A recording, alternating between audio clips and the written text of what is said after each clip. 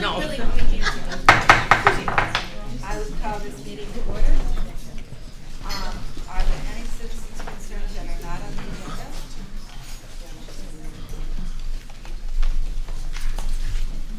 Hearing none? Awesome. Did anyone have a chance to look through the minutes of last meeting? Yeah, as I'm looking out though and seeing our students, maybe another time we should make sure our table was big enough to sort of give them a place to put their hands and all that. Otherwise, you'll agree. They're important.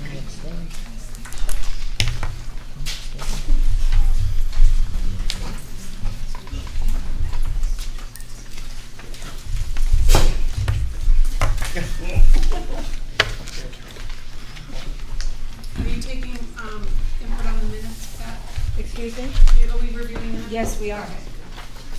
Did you find? Yeah, on page 3, I think PSTV in the middle, is that Yeah, supposed to say sped? it is. Yeah, I apologize for that one. I didn't catch it. I can't believe my spell checker didn't catch that one.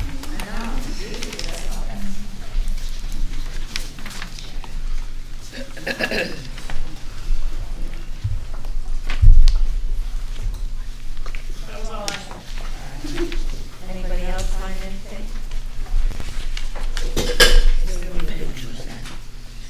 Three. It's supposed to say sped and it says. I read it before, I read it online. I didn't find anything on myself.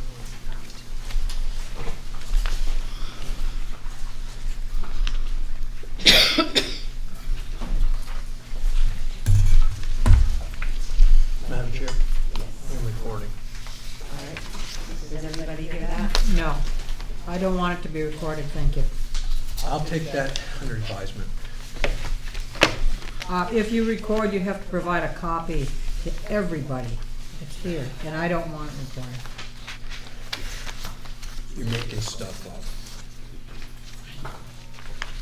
Does anyone else have anything to say about that? Aren't we always recording?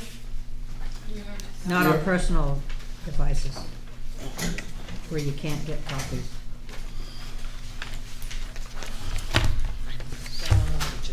What is the reason? It's my right. I also think it tends to tame some wild statements if there's, of course, there is a TV recording, but it doesn't go up immediately. So it's my right personally. And you know what? And I think that's great because you're the one who makes the most wild statements. So if that Yeah, I couldn't see how moderates you that, could, we'll be good. yeah, Jan? couldn't see how you could be against that. If it is recorded, then it's my right to get a copy of it, and I think it's the same right of everybody in this room to get a printed copy of it. We tried this before, and it didn't work. The printed copy could not be provided to everybody. If you want a copy, bring your own recording device. Stop making stuff up. Pat, I think that, not sure where this is gonna go. I'll leave the meeting if you're gonna allow him to record, because I need a copy of it and he can't provide it. Maybe can you provide a copy? I won't provide it. It's my copy. Then I'll find him and then I think he should, turn the thing off and get an answer from the attorney before he does it. From our attorney. Do you have direction? I don't know, I don't think we have a policy that speaks to whether we allow or don't allow recordings. And if we have a policy on that matter, then we would be able to point to the policy, but I'm pretty sure we don't have one. I'm pretty sure it's a law, so I think we need to consult our attorney first. Madam Chair? Yes. I'm absolutely sure it's a law.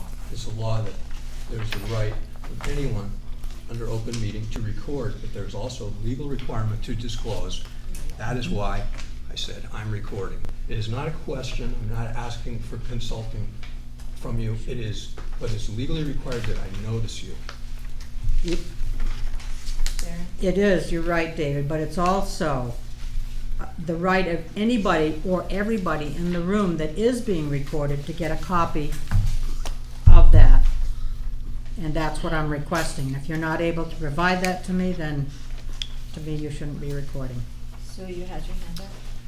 Yeah, I just think if a law is being cited by anybody, it's the responsibility of the person citing it to put it in front of us for us to consider. And if we can't consider it, then we can't make a decision based on it. You have the capacity to get that law up You for could us? adjourn for a few minutes while David tries to find the law that says he can do it I against don't- Sharon's wishes. There are selectmen in the office, what, in this audience, what is your understanding of open meeting law with respect to recording?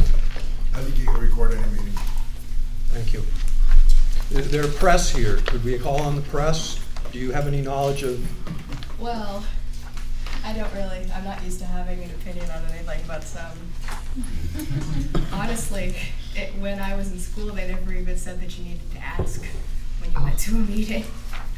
You had to You announce. only needed to ask if you were in like a closed room with like somebody, one person, not like a public space.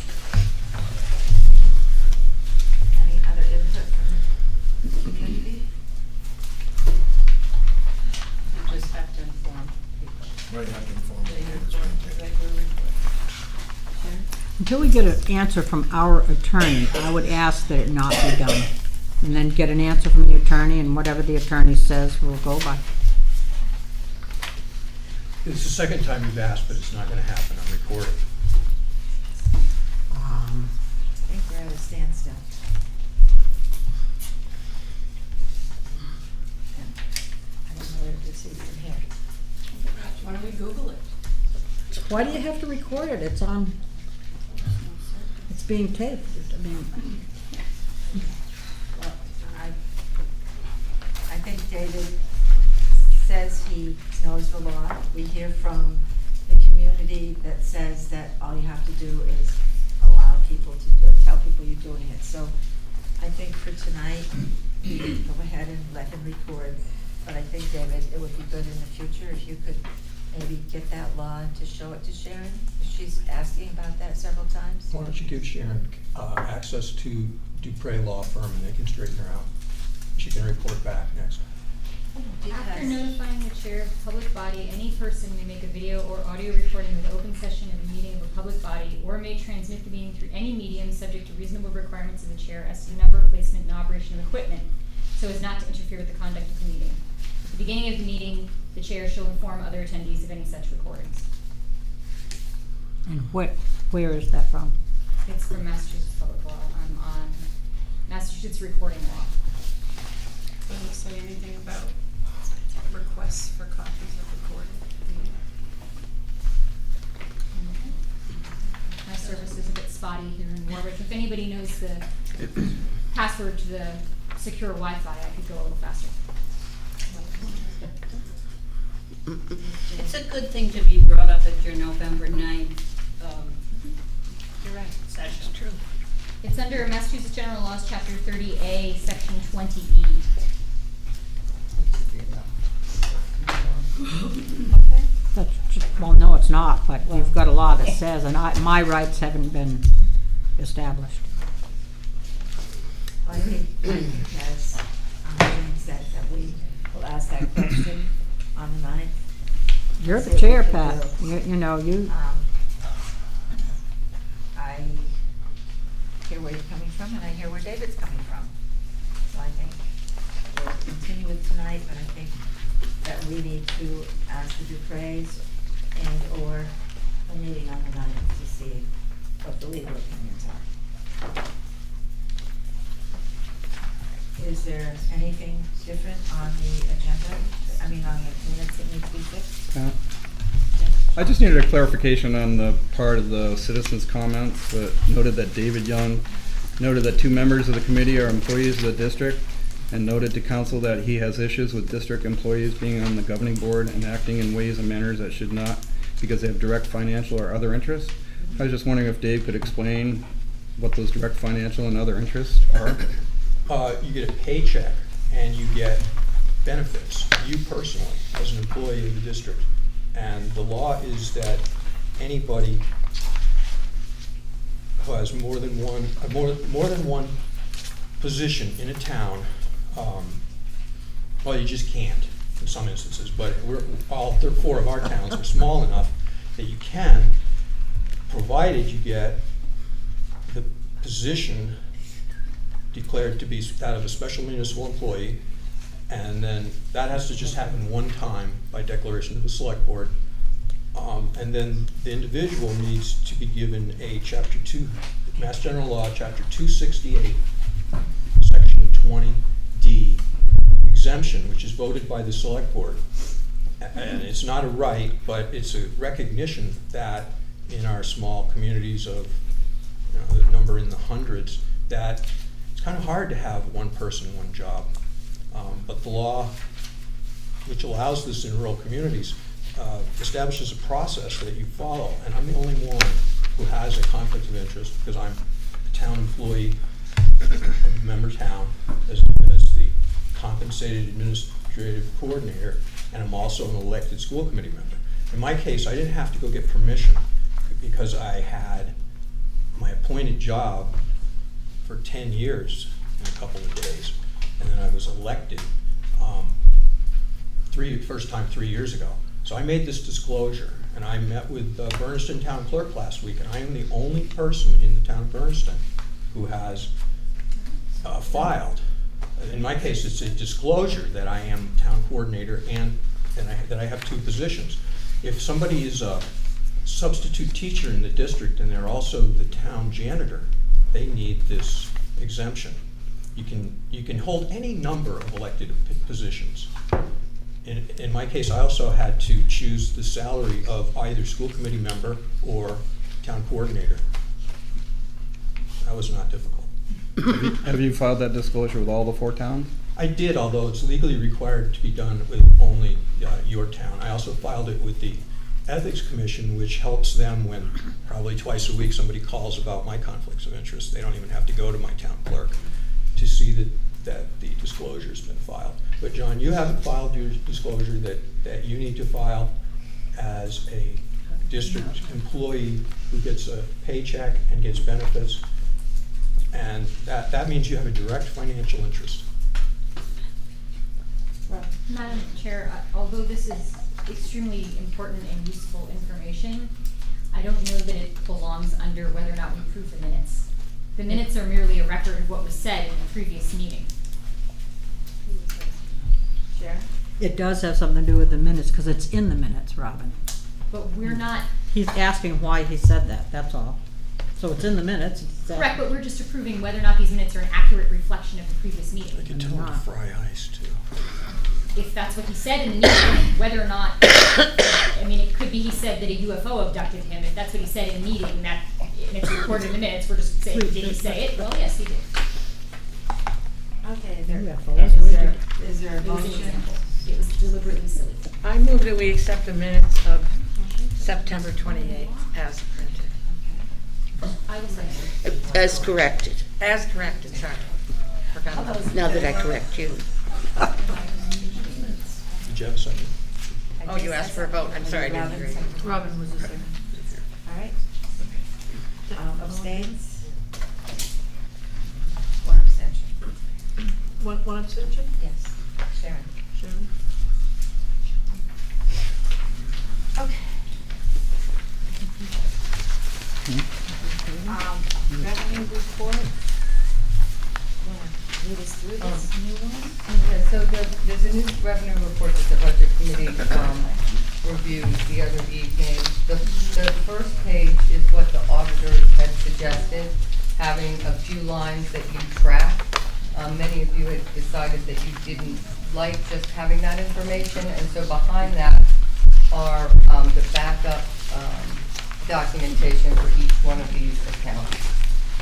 It looks a little different.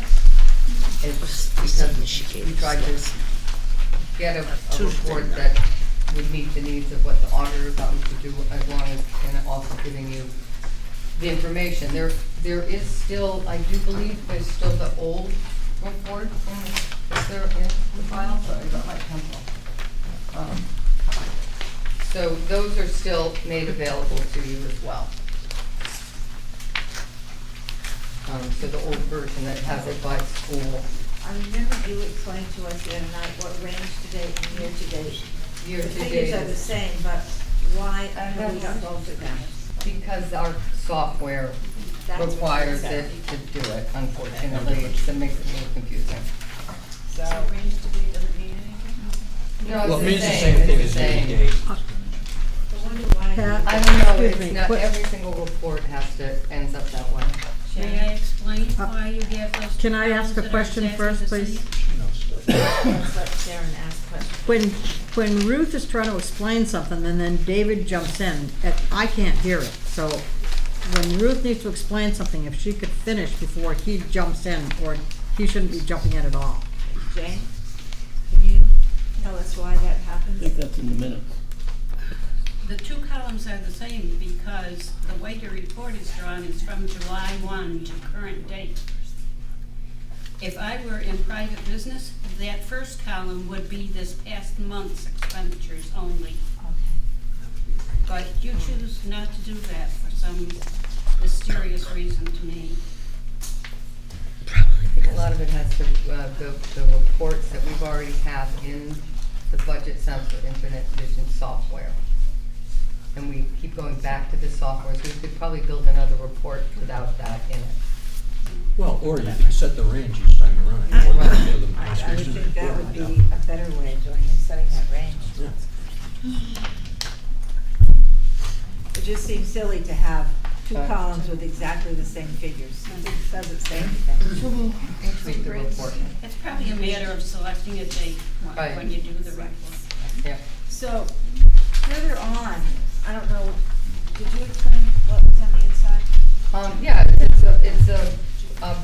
so basically, I broke it out into 12 or 10, however many the auditor said, for you to look at it, but when I completed it, when I actually did it, I put each of the accounts and then I hid all these lines, so that the lines were there, but they were just hidden. And so that is not what you wanted. You wanted to see all of the lines, so you have all of the lines in backup to each one of these overall major accounts. But it's not sorted by town, But it's sorted by function code. it's not sorted by town, but it also, each school has its own code number. Right, So it may not be sorted, but you can figure it out pretty easily by knowing. Does everybody know, on the committee, know what those code numbers are? Maybe you can just, What are they? What's So if you look at, Pioneer? so just tell us what 1, 2, 3, 4. well, 1 is Bernardston, 2 is Leiden, 3 is Northfield, 4 is Warwick, 5 is Pioneer, yeah? And it's the penultimate number. Yes, and 6 is, shared.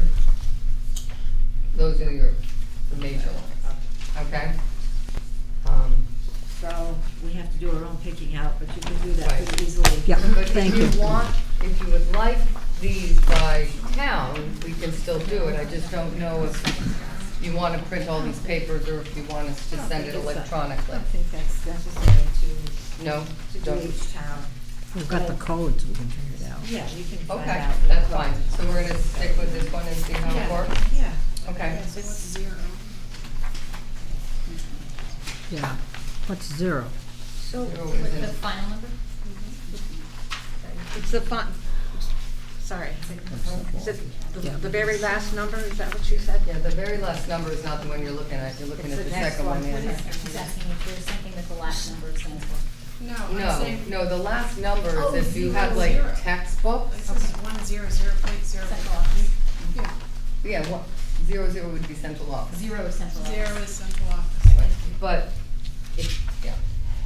You'll get used to it when you start looking at them. We just have to know the The code. last, the Yeah. last column is that, let's say you have textbooks at the high school, so you'd have 5, and the last column would be 1 for like science, 2 for math, 3 for a different subject area. So that's what that last column is. 2 point, If you no, see, 2 from the other. sometimes it's 1, 2, 3, 4.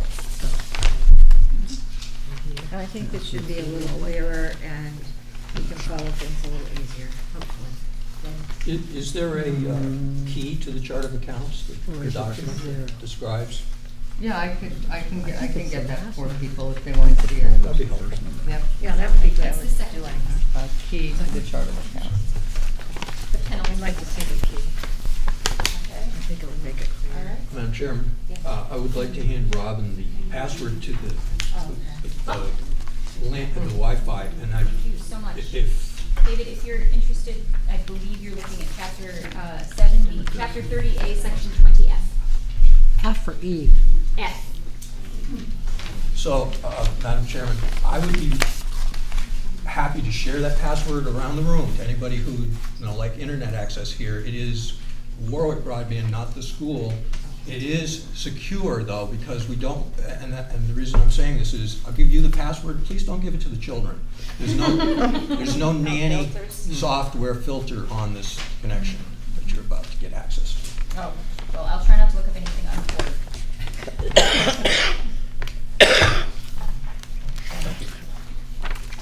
Does anyone need that password from David? You can just pass it around. Okay, all right. You can pass the paper on. Okay, expenditure report was also included, and that, if we have questions, we know what to do with.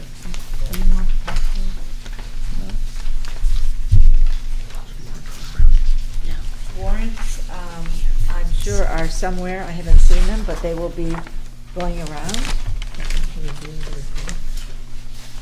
Anybody want this down there? Excuse me? We have any warrants. We don't have one? No, because they got signed the last time when we met. We needed to meet Right. early. So- There was an issue with the that? payments that were getting sent to the wrong Right, account. right. So we, Okay. so you signed them early, so there is no warrants Okay, tonight. none, all right. Is that the one you brought in for CMPD? Warrant that you brought in for CMPD? That was what that was, yeah, so that one was That was taken only care of. one item, right? No, there was another one too, I think, that you signed. Well, I know you signed it, because Brenda, but hasn't done any. Pardon? If you pay people, things must have, Right, she was that. I don't see Jean. Is she Me? here? Jean's here. Oh, I don't see Jean her. Bacon's Is she hiding? She's Oh, there she hiding. is. I couldn't see you in back of the, Pat, wait a minute. yeah.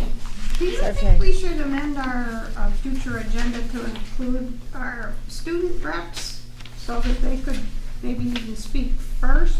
I think that's probably not a bad idea.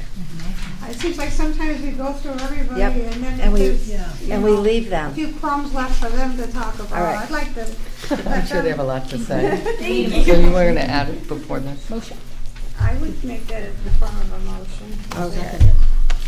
Could I add to that everybody has a table in front of them or a chair? I didn't like it much when I showed up late to Leiden and had to sit in the audience. That's what I just had said, we need a Yeah. table for these guys. Yeah, it's not fun. All right, guys, you're on. Wait, do we need to vote? We have a motion. And a Oh, second. Did we have a motion? Yeah. If we need to, that's in the form of a Okay. motion. All right, and somebody seconded it? I did. All right. All those in favor? Aye. All right. Now you guys are on. So all the students were really sad to hear that we were losing Officer K. He was really loved by all the students. But luckily our new resource officer is just as great as Officer K was, and he's very kind and welcoming and really helping out and making sure that everything's going smooth. So I feel like we're really lucky that we've had two great resource officers. Yeah, I agree. And I just wanted to say that the marching band will be playing at UMass for the football halftime show in the new stadium with a selection of some really fun Beatles songs. So high school marching band and actually some middle schoolers will be going to UMass this Saturday to perform for the halftime show. So we're very excited, yeah. Is that part of the band day, or do they not? That is, yeah, UMass band day, yeah, exactly. You know what time about your football? We leave at 8, we have to get to the school at 8, and we perform at 3, I'm pretty sure. 3 in the afternoon. 3 in the afternoon. We practice all morning. We have like a little tailgate, we hot dogs, hamburgers, and then we perform, from what I understand. Is there will there be a recording? Hope so. We'll, I know I can't make it, so I'm just. It's a sight to see. I was gonna say, if you've never been to band day, everybody should just make sure they go at some Yeah. point, because it's Yeah, and it's amazing. UMass's brand new stadium, I'm pretty sure too, so it's gonna be really Awesome. cool. Yeah, we're Awesome. excited. And also TAB training active bystanders has started inside Pioneer. So that's organized by Quabbin Mediation. And it's high school upperclassmen teaching to 7th graders about how to behave respectfully, it prevents bullying, and standing up for yourselves and others in a respectful way. So we're really excited to be doing that. It's going on. It happened this week and for the next 2 weeks, so it should be happening. How long have you guys been doing that? Is Um, that a new initiative or is it I know they something- switched curriculums a couple of years back. I'm pretty sure when I was in 7th grade, I was taught it, but I think it was I think that was the first year. Because Jake, did you have it? No, I didn't have it. Yeah, and I did, and I'm a year younger, so I think it started with my grade. So that would have been 3 years ago. 4 years ago. Yeah, thank you so Is that much. Yeah. I think it is. Thank you. Can you sort of tell us who won what at homecoming? Because that was. Oh yeah, of course, Yeah, of course. We 'cause that was we fun. didn't want to steal Gina's spotlight. my thunder. Yeah, I don't Steal your wanna- thunder. Steal her thunder. Okay, we'll go for it. Yeah.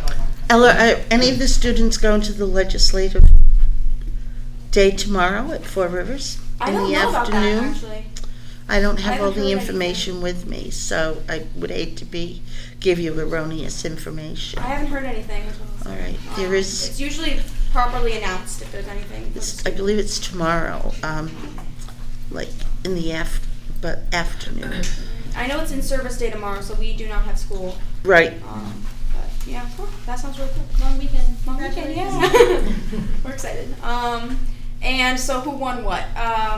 The football team won their game against Mohawk. Yes. And girls and boys soccer have both made the tournament, so they're doing very, very well. Field hockey, we won. We had an almost undefeated season. Yeah. So things are going really well. Now, if you guys want to take off and go home and do all your homework, feel free. Thank you. Appreciate that. They have the day off They don't- tomorrow. yeah, I'm they not don't doing have anything. Of course, you are welcome to stay. They if you told want me to. they were busy, They go home to so. catch up on all their Game of Thrones. Yeah, PVRs. there's nothing wrong with They'll get that. home at 11 and say they just got out of the school committee. Right. It's recorded, don't do that. Now, I do know that Jean is there, but I can't see her face. Jean, you're next on the agenda. Would you like to give us a principal report and to talk about what happened at the start of school and all that kind of good I stuff? think I talked about what happened at the start of school, like last month. So this month I was just going to update you on some things we're doing to improve outreach to the community, some things we're doing to give students a few more opportunities extracurricularly, and some new collaborations. Those are the 3 things I wanted to touch on. I don't know if you've all seen it yet. I think you all got the link, but we have a new website at Pioneer, thanks to our new librarian, Jacinto De La Rosa, and our assistant principal, Jen Albert Perry, who worked very hard on that. So we've gotten some really good feedback from families. We have a survey out on our website, or we did, to get some further suggestions. So we hope that'll be a new tool for us to communicate more effectively and in a more timely way with our school community. We have, in the summer, I pulled together interested parents to serve on an academic excellence working group to really think about what that means. Pioneer has 3 core values: universal respect, personal responsibility, and academic excellence. So those are conversations that had started with faculty and with students and with some parents I had known over the past year. So I really wanted to pull the parent community together to think about what that means. So we've had a series of meetings. We reviewed a lot of information about Pioneer and where we are. And the committee's come up with some proposals that they'd like to bring forward in a couple months to school committee, but it's really important to us to sort of get some wider community input and build some consensus about what we'd like to propose. So we've scheduled a series of community forums in each of the 4 towns. They'll be held at the elementary schools over the next couple of weeks. The dates are the 2nd at Bernardston Elementary, the 6th at Warwick Community School, the 9th at Pearl Roads, and the 14th at Northfield Elementary School. All of them will be starting at 6:30. 13. Is it 13? 13. Monday. Is it? I think it's the 14th. Well, that's what it says on the letter. Oh, I'll double check if I screw it. I think it's the 14th. So those will be opportunities for us to share what we've been collecting and thinking about Pioneer and its future in terms of academic excellence and preparing our students adequately for college and career. The next thing I want to highlight is a couple things that are new opportunities for students. So when I came to Pioneer, there was really no opportunity for the administration to collaborate with students in a regular way, to have students involved in making policy decisions for the school, not policy, procedural decisions and rule decisions, how are we going to do things at Pioneer. So this year I reached out to the student council and asked if they'd be interested, and they said yes. So I brought an issue around the lunchroom and how we're running things in the lunchroom to student council. I've also started a middle school student council. We have 10 or 12 students who have volunteered for that, so I'll be meeting with them as well, and I hope to build those collaborations between students and administration around how we do things at this school to build more of a community spirit. The last thing I wanted to highlight was some new collaborations that we have. I think in the past we've maybe touched on it, but we have a collaboration with CSO. Is it community support options or clinical support options? Clinical. That's what I thought. Around becoming a trauma-sensitive school.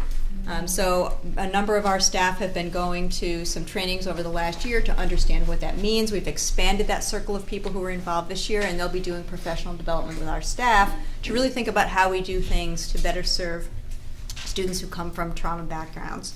And we also are starting some exciting new collaboration with the Regional Employment Board around our career development education initiatives. I'm sending our 2 new guidance counselors to trainings with them. I was at a training with them today, so we're really excited to be growing our connections with the REB, and they have some wonderful programs that'll really help our students really connect their education to their future plans after high school. That's my update. Thank you. Great. Can I ask a question, please? Yep. Has the council started up? The Yep. school council? Our school councils has started. We had our first meeting, and we're hard at work on thinking about our school improvement plan. Do you have a full roster of members at this point, or are you Yes. still looking for people? Nope, we're set. Can you tell us who's on it? We have 4 parents, Emily Kester, Stormy Carmody, David Lanoy, and Susan Emond. We have 4 students, Emma Donsev, Ella Potee, Dana McCrae, and Sarah Podlesny. And we have 2 faculty, and myself, Kevin Mortensen, and Valerie Fontaine. Are those both new faculty, or are they returning faculty? They're both new faculty this year. No, Valerie's been there 3 years. No, was her third year? But not on the council. Oh, on the, not On the council. I mean, they're yes, I they're. didn't know if they were new faculty members or faculty that had been there. No, Kevin is, I think, our longest-serving faculty member. Yeah. He's been there the longest of anyone in the building, and Valerie, I think, is in her 3rd year this year. I just know Valerie, that's how I know it all. Right, yeah. And who's your co-chair? Do you know? Have you elected Yes, a co-chair? we've elected our co-chair. Our co-chair is David Lanoy. Well, I'm glad it's off the ground. I didn't have a chance to look much at the handbook before it went through. I have several questions about it. I'm not sure, are you guys gonna do the handbook? I know we really didn't get to it last time, so I'm just wondering where to address my questions about the handbook. I don't know, should that, I think go to you. yeah, you could just, But yeah, make an appointment or sit down if you have questions about the Okay. handbook. Okay, great. any other questions? Oh, okay, Deb? I thought we did their handbook and that there was only going to maybe come back with a submission in regards to what the students would change for clothing code. Right, that's one of the things we Dress work on. code. So those are the kinds of things. So we're, I'm starting to work with students and the student government on thinking about how do we want to change some of these things so that they actually match what's practice at Pioneer. So they make it all sort of hang together. Thank you. How about if we talk about Northfield, Megan? Sure.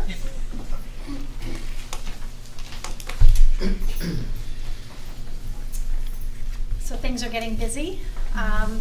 So we had 6th grade had their rocket launch last week, and great day, successful rockets launching, and parents were invited to join, and the whole school came out at various times during the rocket launches. So that was very successful.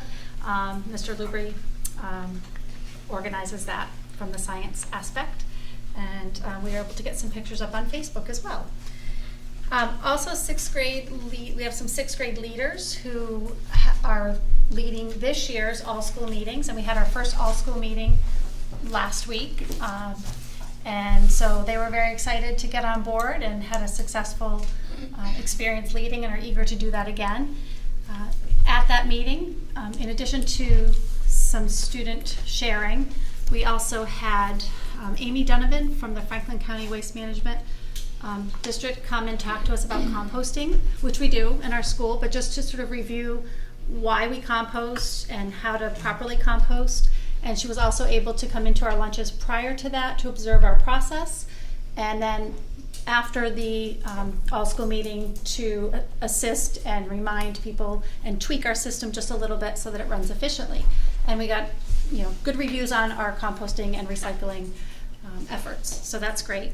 Also at that all-school meeting, we had Officer Cummings, who was able to make it, so we could introduce him to our students and staff. And he came in today to our lunches to talk about Halloween safety tips. So he made it through all of the lunches, including kindergarten and preschool, and that was a good success as well. Next Tuesday, besides being Halloween, we are taking on something new this year, and we're going to spend our lunches doing a what's called Mix It Up Day, or Mix It Up at Lunch Day. It's a national effort, and our 5th grade teachers have agreed to sort of lead that with some 5th grade helpers. And that's an opportunity for kids to get randomly assigned to tables versus sort of their usual friend group. And some grades have more solidified friend groups, and typically the younger grades are more free-flowing. But it's really just an effort to encourage sort of acceptance and getting to know other kids in different ways. So we'll start off with some conversation starters so that they have something to kind of focus on as they're sitting with people that they might not normally interact with, and that can be mixed by grade as well. So we're excited to launch that, and we'd like to try that once a month just to kind of mix it up. And then our 4th grade is preparing for the annual Thanksgiving food drive, and so we'll be collecting food to bring to the over at the Northfield Library at the food pantry. Food pantry, thank you. I was going to say Survival Center. I mean, that was but they do a little chain. It's so cute. Right. So they'll collect it through this month, and then we'll bring it over on the 21st of November in a sort of assembly line type of way from the elementary school to the library. So that's exciting as well. Great. Thank you. Any questions? You did a good job. Thanks. Gail, do you have anything?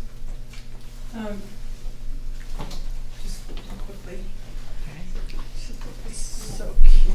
It's our turn for our National School Lunch Program Review, and that we've just received our dates for the visitation, and that will be December 1st, which is a Friday, and December 4th, which is a Monday.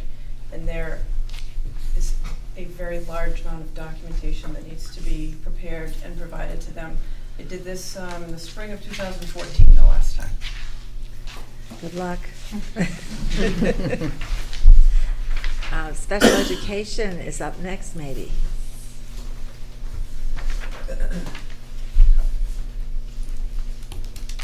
Well, I just wanted to piggyback on what some of the comments that Jean made. Jen Albert Perry has been working with CSO, and they are providing a grant for us and for our Bright program, which is the program that works with kids who may have a concussion or emotional upset and have trouble staying in school or fall behind. We've been slowly building up working with those kids, but this grant will enable us to fast forward, because we'll have the people from the original program.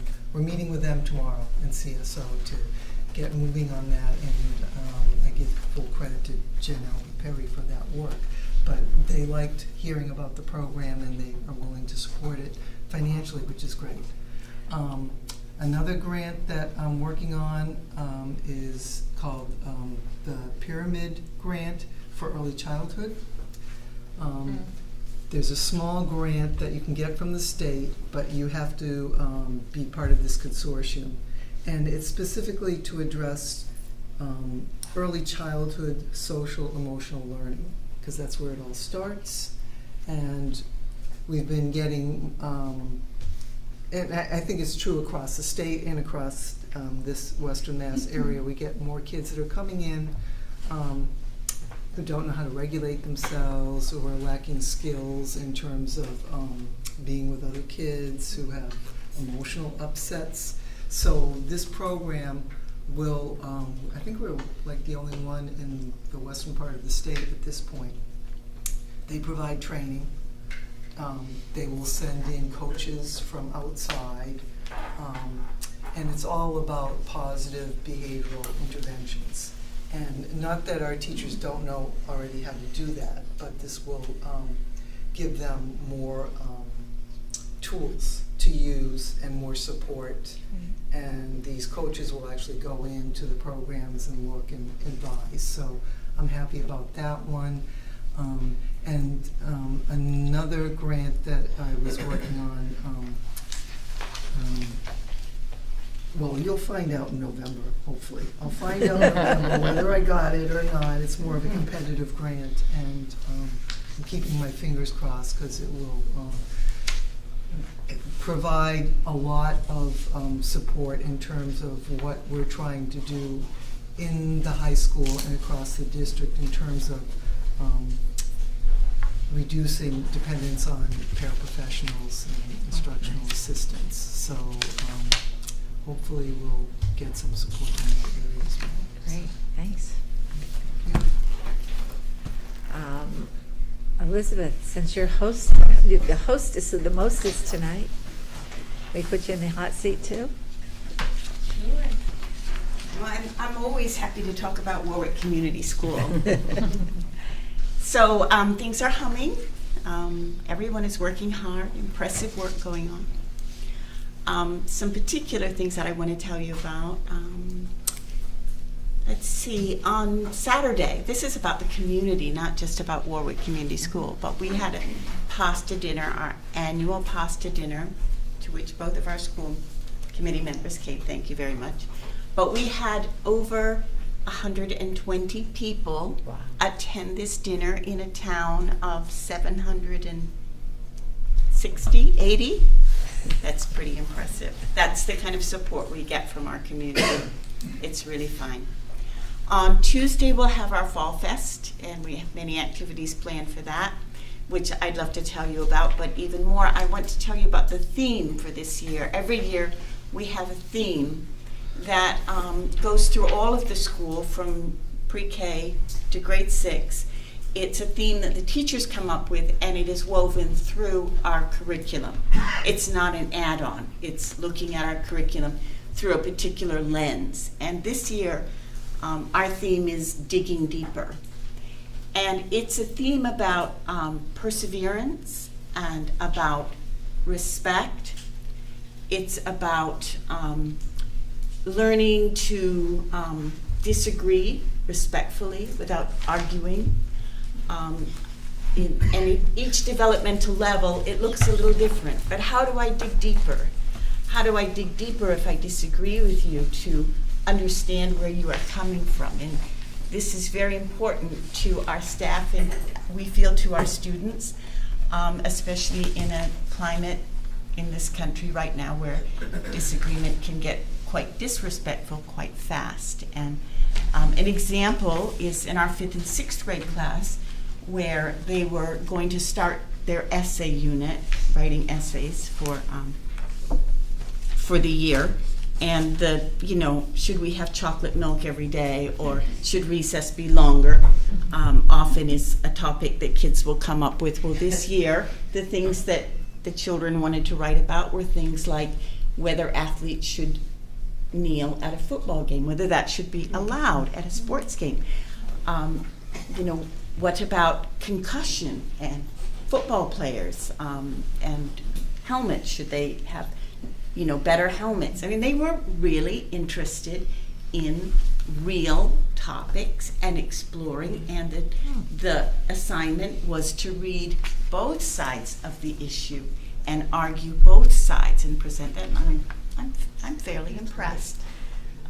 with these young people. So that's our topic for the year, and I'm excited about it because Lord knows we need it. You're right. Can I say one more thing that Sure. I'd like to say? Oh, yeah. The new life skills teacher at Pioneer, John Schedule, has gotten into Kringle. So on Monday, we have 2 students who are starting internships at Kringle. She's amazing. Great. Apparently, there's Yeah. a lot of boxes that need to be put together. This but is relentless. That's just good. the start of some Oh, that's great. outplacements. Fantastic, Robin. Can I just throw in an NES thing? I know that PTO is doing their Pumpkin Palooza on Saturday from 3 to 6. Saturday, right? Yes. 3 to 6 in the evening. Yeah. Free pumpkins. And please come and carve. They have you seen the back of the school? Oh, yes. The collection of pumpkins Yes. back there? But did you go to the pumpkin festival or the Turner's one? So they've decided to host Yeah. it locally this year, and so the Right. pumpkins will be displayed out front of the school. But they For were the- Stay definitely, local, and they're adding a few more events to the pumpkin carving. So they it's were very exciting. definitely missed in Turner's. They had these long things that were totally empty. And I thought, ha-ha, we know where Northfield filled them before. So. Yeah, but they also had log benches that had all kinds of pumpkins on They them. had some in the, yeah. On the Yeah, they did. north end of town. Yeah, Mhm. yeah, sawdust. But yeah, they always put them out front for the I know, I think the it's Halloween great. parade. I think it's wonderful. So. They're so fun. And the Pumpkin kids love Palooza. it. Cool. Who did I forget? Is Bob Bob. here? No, he's not. He went Okay, to, he's not here. And early childhood, does Renee have anything she needs to? No? Yeah, I'm just collaborating with Chris on that grant she talked about earlier. I guess it's the biggest. Great. That's a lot. Yeah, exactly. So now I think we have to listen to Gina. All right, thank you very much. So, Ella stole a little bit of my thunder, but not all of it. So, athletics at Pioneer has probably been one of the most fun falls that I've had in my 13 years. We have kids who are, some of our records are not great, but you go out to a practice or a game and those kids are just having a ball. Our boys soccer team has white Crocs and they're all wearing them, and Mike Menard said that if we win the first tournament round game, then he's gonna wear Crocs. So that's like shave your head or wear white Crocs, I don't know which. But, so yeah, shave my head. So having a lot of fun. I've also noticed there's a lot more of our students at games, which is really fun to see. There seems to be a lot more support from our student body, which is exciting. Record-wise, our football team is currently 5-2.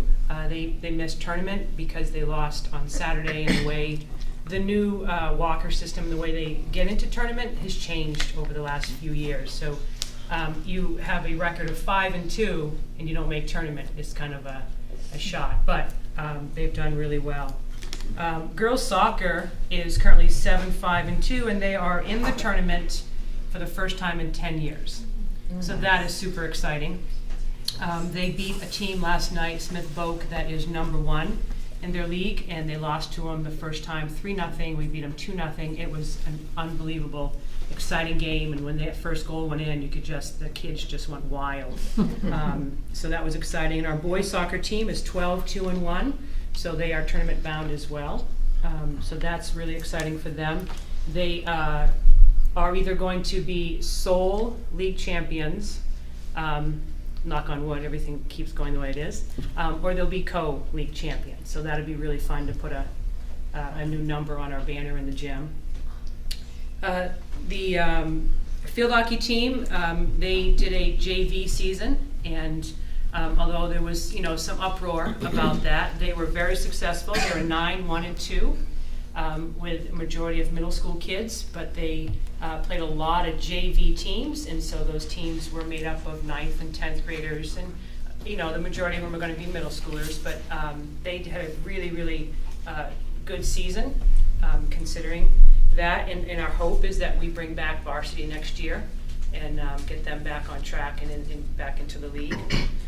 Our numbers were really strong in cross-country, volleyball, Our varsity soccer teams are real strong number-wise, our middle school football team, our middle school boys soccer team.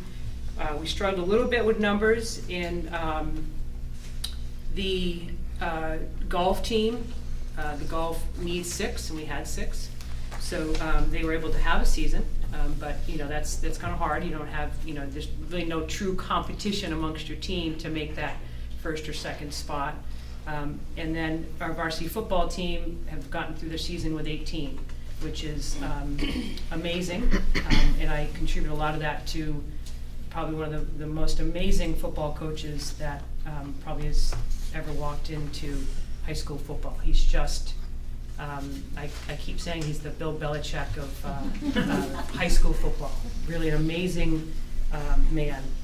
So we also had middle school football went 4-4. Our middle school girls soccer went 6-2. Our middle school boys soccer went 6-5-2.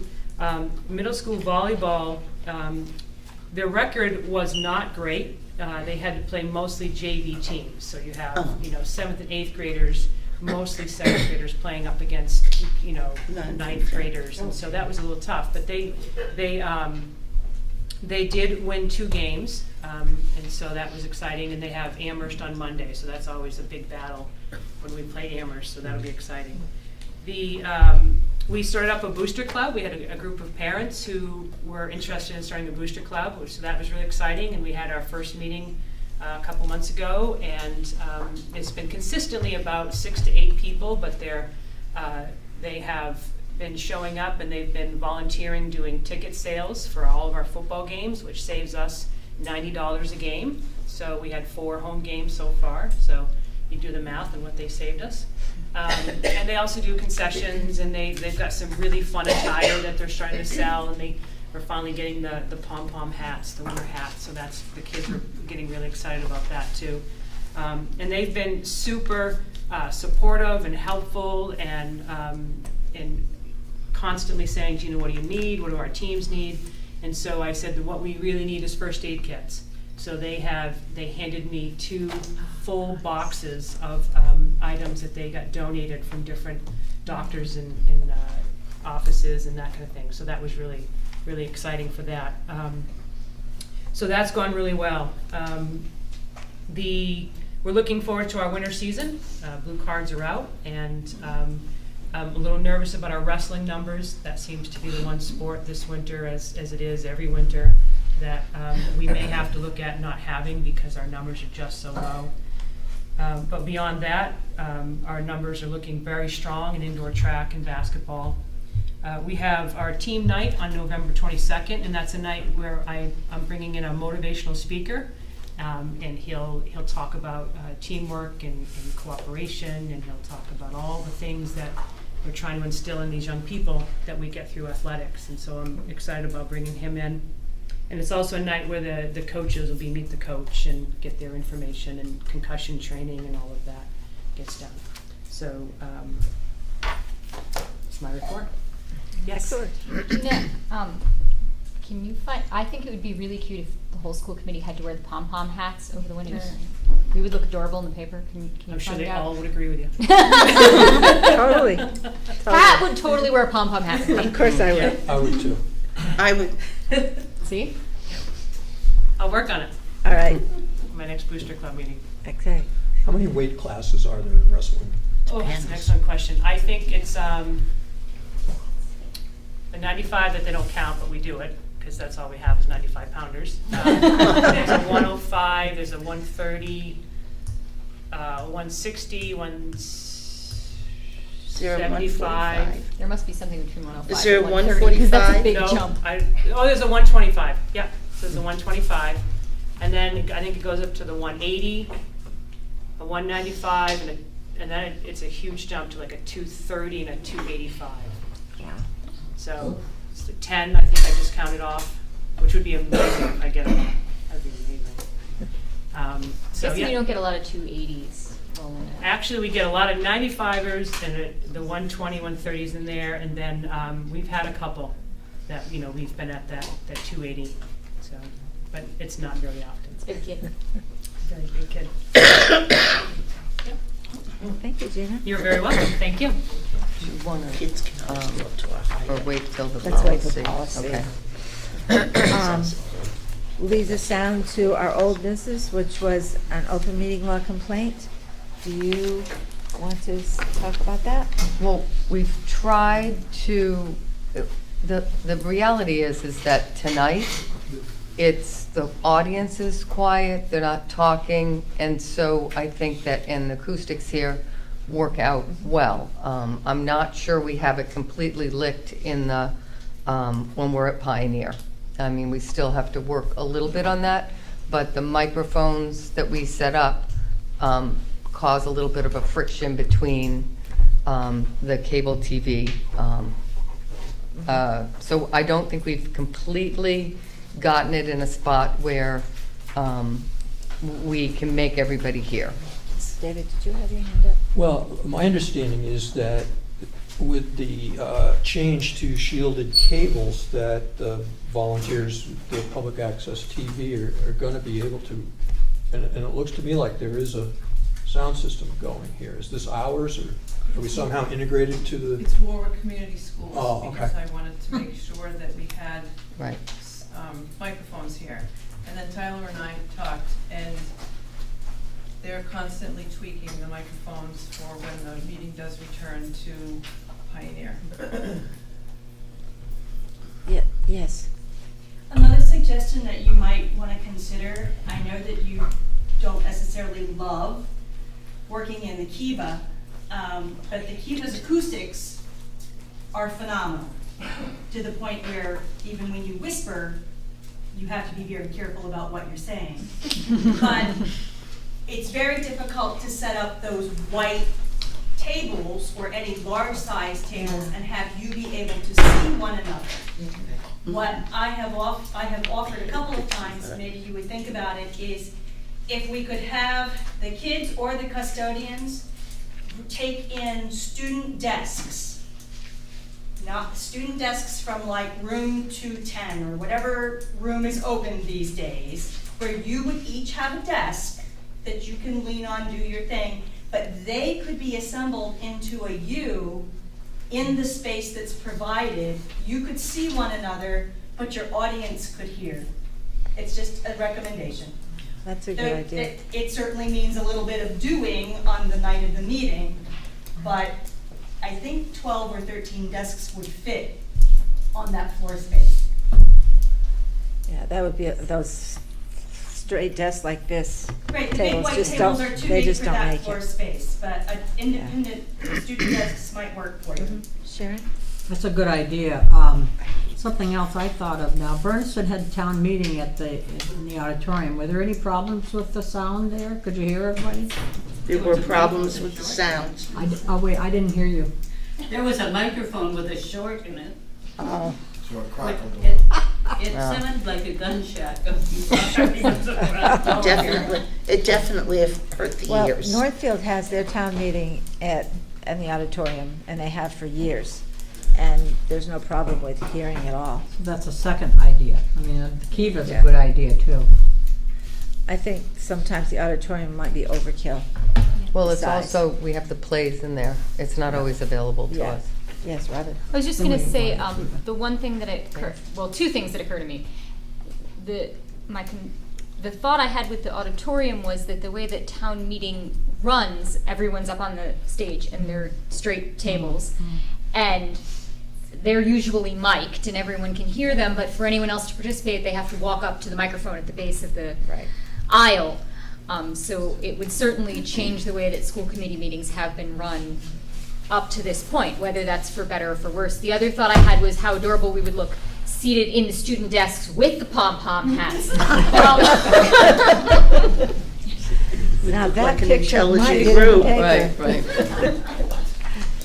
Okay. So Pat, Yeah. is this open meeting law complaint, is this an informal one, or is it one we need to respond to? It's an informal one, I think. It's an informal one.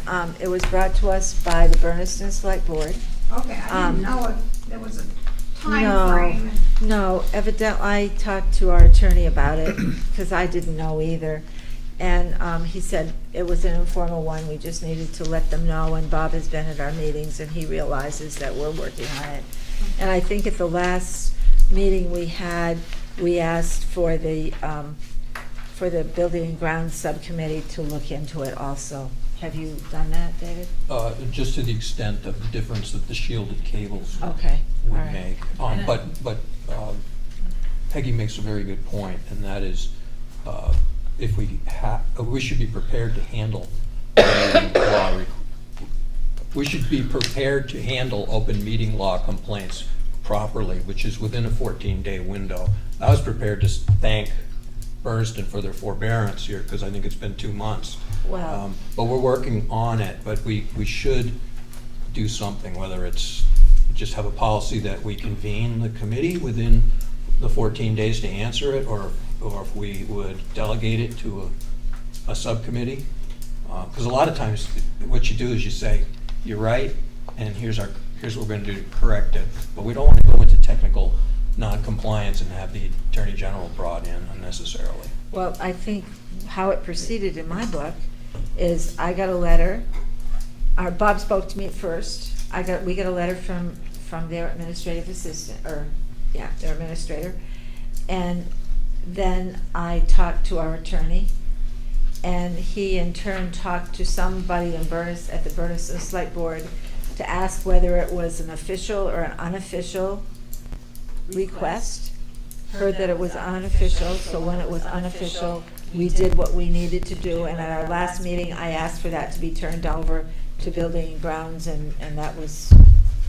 So you want us to work on a policy for when they are in fact, yeah, right, not informal, but yeah, I think that's a date good thing. stamped. Right. Bob, are you happy with what we've done, Yeah, or? we contacted the Attorney General of Massachusetts, and they said the first step you need to do is to send them a letter, make them know that you're serious about it, and give them a chance to see what they can do, and Yeah. if it doesn't come to fruition, then we will send them a Go letter. from there. So, does that answer it? Yes, sure. As far as the policy, would that policy go to policy subcommittee, and then Building and Grounds would do the? Yeah, I think just to have the Building and Grounds develop a policy about how to handle open meeting complaints, that doesn't make sense unless they, in this case, yeah, it's a physical, technical, property-related issue. But I do think that Kathy makes great sense. Oh, yeah. We're trying to do more with less, and rather than invest money in a PA system, let's try to use an acoustically friendly room to the extent we can. Megan? You could each bring a folding table from home. And a megaphone. Megan? The next meeting is at Northfield. Yes. And is it okay to not have a sound system set up for that in a room like this, or is the expectation that there be one?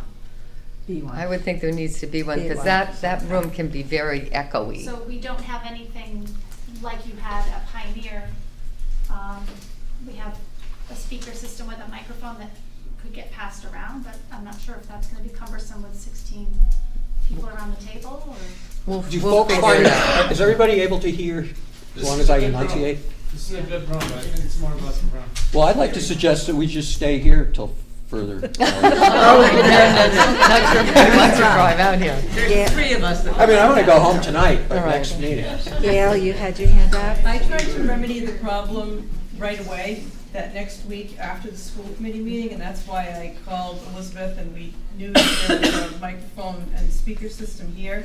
I was trying to take the action sooner.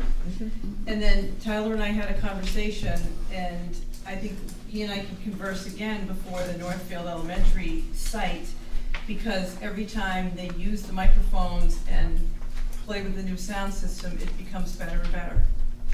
His words, not mine. Okay. So we'll leave it up to Tyler.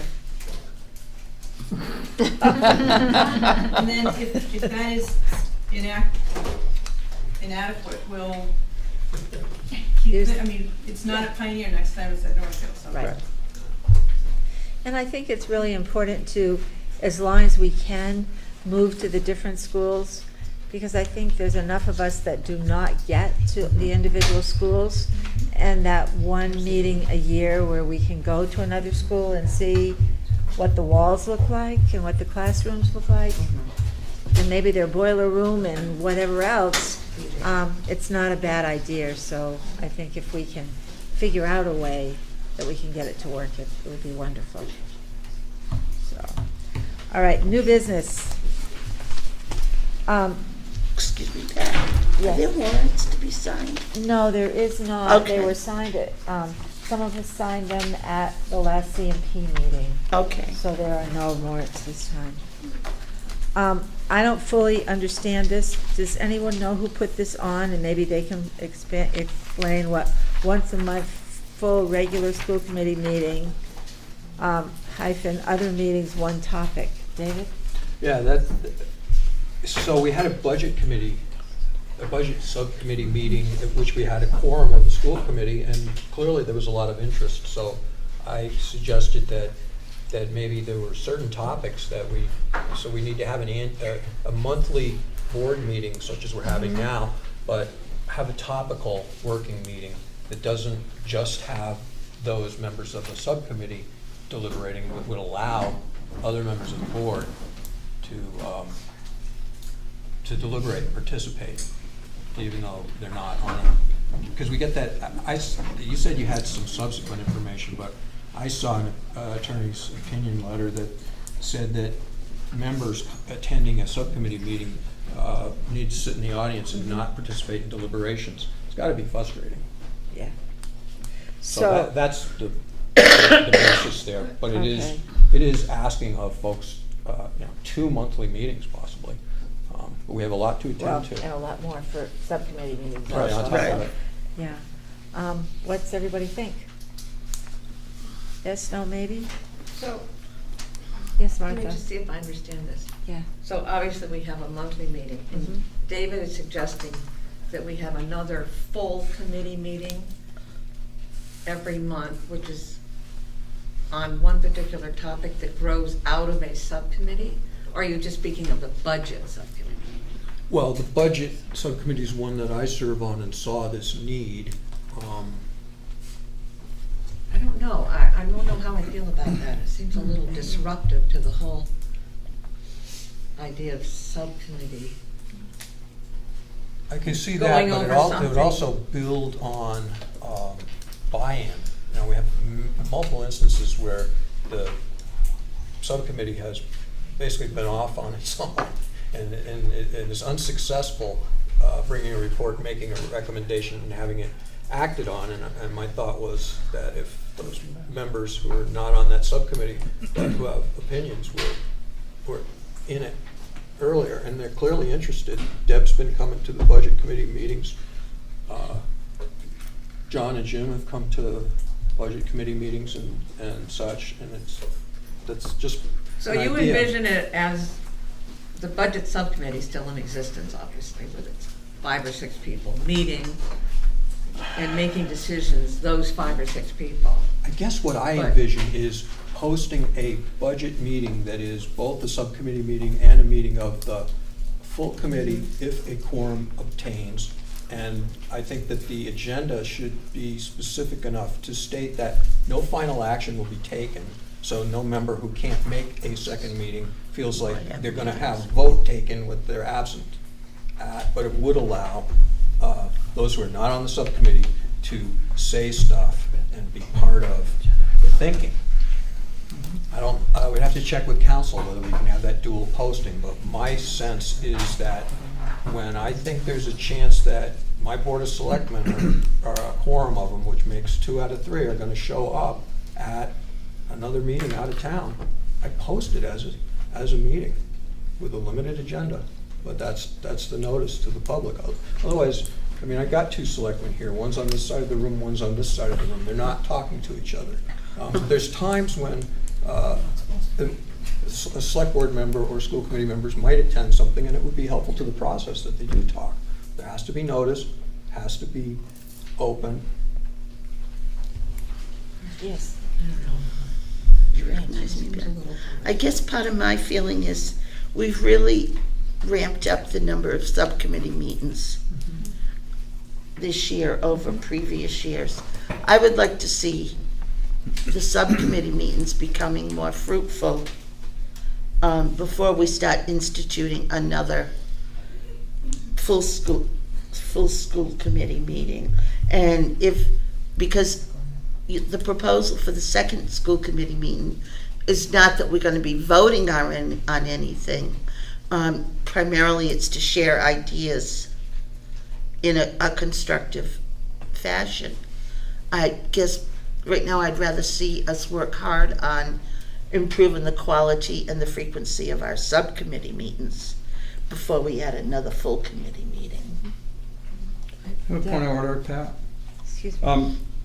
Did you previously say that you didn't know where these items on the agenda came from? Doesn't agenda items have to go through the chair's approval to get on the agenda? Is that not true? I didn't see this until this was printed, so no, I didn't see But that. isn't that policy that That is agenda policy. items need to go through? So we shouldn't really be talking about this if they're not approved by you and they're on the agenda. I think if we go completely by the letter of the law, you're right. But I'm not sure that at this point it's going to do any harm. Okay, I just wanted to check with you. Yeah. Setting precedent. Jane? I sat in your budget meeting where the budget committee recommended that that be on the agenda, and you guys all agreed.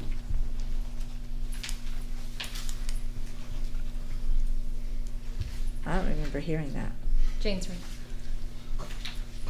I don't remember hearing that. You were there. Yeah, I was think they there. were out of my lips. Yeah, I don't remember that at all. Fair enough. Deb? That's okay, I don't remember everything either, so it's nice to have somebody remind me. That's what I'm doing here. I would like to see some type of, either we put it on our regular full committee meeting, or we make an additional special meeting, but for educational purposes to the committee as a whole. There's a documentary movie that I would like the full committee to see in regards to the one-to-one initiative, and it has a lot of information, and I know we can't do anything about it now, but we could plan for things. And I think something where, I don't know if we call it a special meeting, but I would like to see some type of educational tool. Personal development. Yeah, come to us as a group, so that we can better ourselves, and that by bettering ourselves, we better our stance on bettering the children. I think we talked about professional development in the past. Yeah, Sharon? Well, I think they're all good comments, and we ought to use all of them. I think that, I'm not sure that this is the time this year to add another meeting. I think if we did, maybe we could do a quarterly thing and have it be an educational type presentation or whatever. And we've got so many subcommittee meetings and so much work to do on all of them. And we've got budget things to do. We don't get the work done now that we'd like to get done during our meetings. So I think this year, it would be good if we could focus on the items that are top on our priority, and then talk about getting this done next year. We talked about professional development, and we do have a meeting coming up on the 9th of November, which could be called professional development. And I have been speaking to our Massachusetts Association of School Committees representatives, and I think they would be good people to come and help us out, and probably the first, after the first of the year, that could happen. So, Well, thank you for giving this a hearing, and I've got no motion to make. We can move along. okay. Excuse me. And the next one I also don't know about, regulations and school committee members going beyond their roles. I have not seen that, and unless it came in front of the budget subcommittee, I have not seen it or heard of it, so I don't know where that comes from either. So how did it get on there? I don't know that. Ruth, can you tell us? What Pam sent out, asking to Pat and to the committee, I think as a whole, about are there any items that they would like on the, and she puts them on, and then she sends it out and asks for a review of the draft agenda, and if nobody says anything, she leaves them on there. So I think that, I don't know who, I don't know either. how Who it put got- that on there? Does anybody know? I don't have any idea. Did it come out of the Sharon? minutes of the subcommittee? No, I think it came from when she put it out Yeah. there. But if nobody knows, we should Yeah. just move on. Where did Pam get it? She sent it out From to the our- Where community. did Pam get all these bullets? She sent out asking for them. So she got it back from a request from I some, understand the somebody. process, but Yeah. is it one person that listed all these I- items here? I don't know because And I wasn't involved in that. Pam's been here a long time and knows that these things should go before the chair. And Well, I'm just, sorry. Number 3 I is. just had a comment. Okay, I'm go just ahead, curious Donna. because it seems to me that item number 1 came off of may have come out of committee meeting minutes. That it was something that was spoken about as to go on the agenda of a previous meeting, and I'm wondering if this came also out of a similar thing. I know this was a discussion that happened at the C&P subcommittee meeting, and so she may have pulled it out of the meeting minutes. It's true. That we discussed that we should talk about that with the full committee. But she doesn't, ultimately, she sends it out and asks Yeah, for input from the, But I think at Right. subcommittee meetings, sometimes people say, oh, that should happen at the full committee, it goes into the minutes that way, and I'm wondering if that's Right. where she's pulling things out of. See, that's not what she's done in the past. No. I don't know, that's not. So. I don't know, it was just a thought, that Right. may be where that's what's driving that. So moving on to 3, request the attorney to give all information shared with the chair to the entire committee. I requested that about a month ago, and I believe he's been doing that No, of everything just recently. no. I've gotten If he hasn't, he should have been, because that was my request of him. Of everything that is legal to share with the full committee, that he do so. So that's all I know, and that We got a request was massive made by dump in him. the last week. We did, but I didn't get a sense of his statement on anything. It was like that was all erased I don't before it know, was I- sent out. No, his was in the beginning. Uh-huh. Yeah, I don't. I could have missed I it. think prefaced it, and then the rest followed, but Well, because you have to click didn't on print each it out. one to I see have, everything. that has been a request, and, All right. and I made it, probably a month ago. Okay, so you knew about that one. Yeah, I knew about that one. I didn't ask to have it put on, but I did know Oh, you about knew it. about it, okay. And we have 2, yes. Gail had her hand up. Oh, I didn't see your hand up.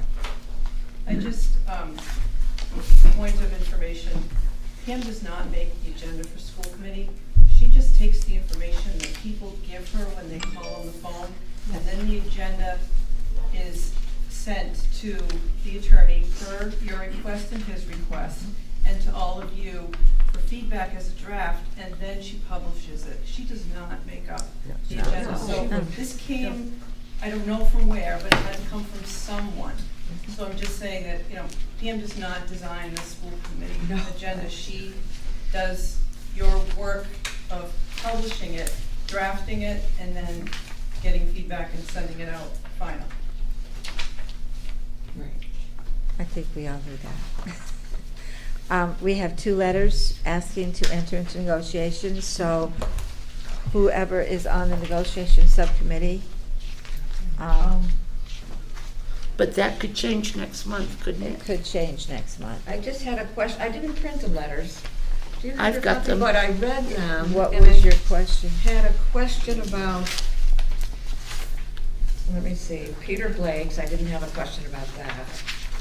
But the one from PVREA, first of all, at the top, at the line, it says intent to negotiate successor, PVASP. Obviously, I don't mean that. they mean PVREA. But the other thing is the current agreement expires on August 31st, 2018. Right. I thought it expired on June 30th. 30th. The contract I that don't I know, I have don't have expires it. I on don't June have 30th. June 30th. So I think, Typo. But I'm wondering if that date was when the last one was signed. But the signature date doesn't constitute No, No, the but I'm wondering if expiration that's where date. that date came Well, from. let me look at the front, just to make sure I'm not imagining this. I have it in here. That's the current one. Oh, you are absolutely right. What? It's 9/1/15 to 8/31/18. Sorry. I always I- thought that those two dates were the same Yeah, for PVASD. I wasn't no. not PVREA. necessarily. Okay, sorry, I take that back. Okay. No, it's good to clear those things up when we're Okay. here and sort of wondering and not being able to get the answers. Okay, I thought they were both June 30th for some reason. Report on the superintendent search committee. We met, and we threw around a bunch of ideas of what we wanted and what we thought would work and what we thought wouldn't and all of that. There was all kinds of different things, whether we hire an interim, whether we hire a permanent superintendent, whether we work collaboratively with some other school committee and share some kind of administrative positions. Help me, guys, what was a couple of the other ones? I'm not on that committee, but. Yeah, do you guys remember? I think those were about all of them. I think you covered it. And we decided that at this point, that we would start looking to share and see what happens. So I have drafted a letter here. As we begin the search for our district's new superintendent, this seems to be an opportune time to study several models to help us in our discussions. At our last subcommittee meeting, we discussed the possibility of sharing administrators, superintendent, assistant, treasurer, business manager, technology director, curriculum coordinator, sped director, facility director, etc. We would like to try this out for a one-year trial to see how it might work for the both of us. If you're interested in either immediate implementation or in the future, could you contact any of one of us on the subcommittee? And it's signed Peggy, Bill, Jim, John, and myself. And we're sending these out to Mahar, Mohawk Trail Regional, Frontier, Bill Montague, Greenfield, Franklin County Tech,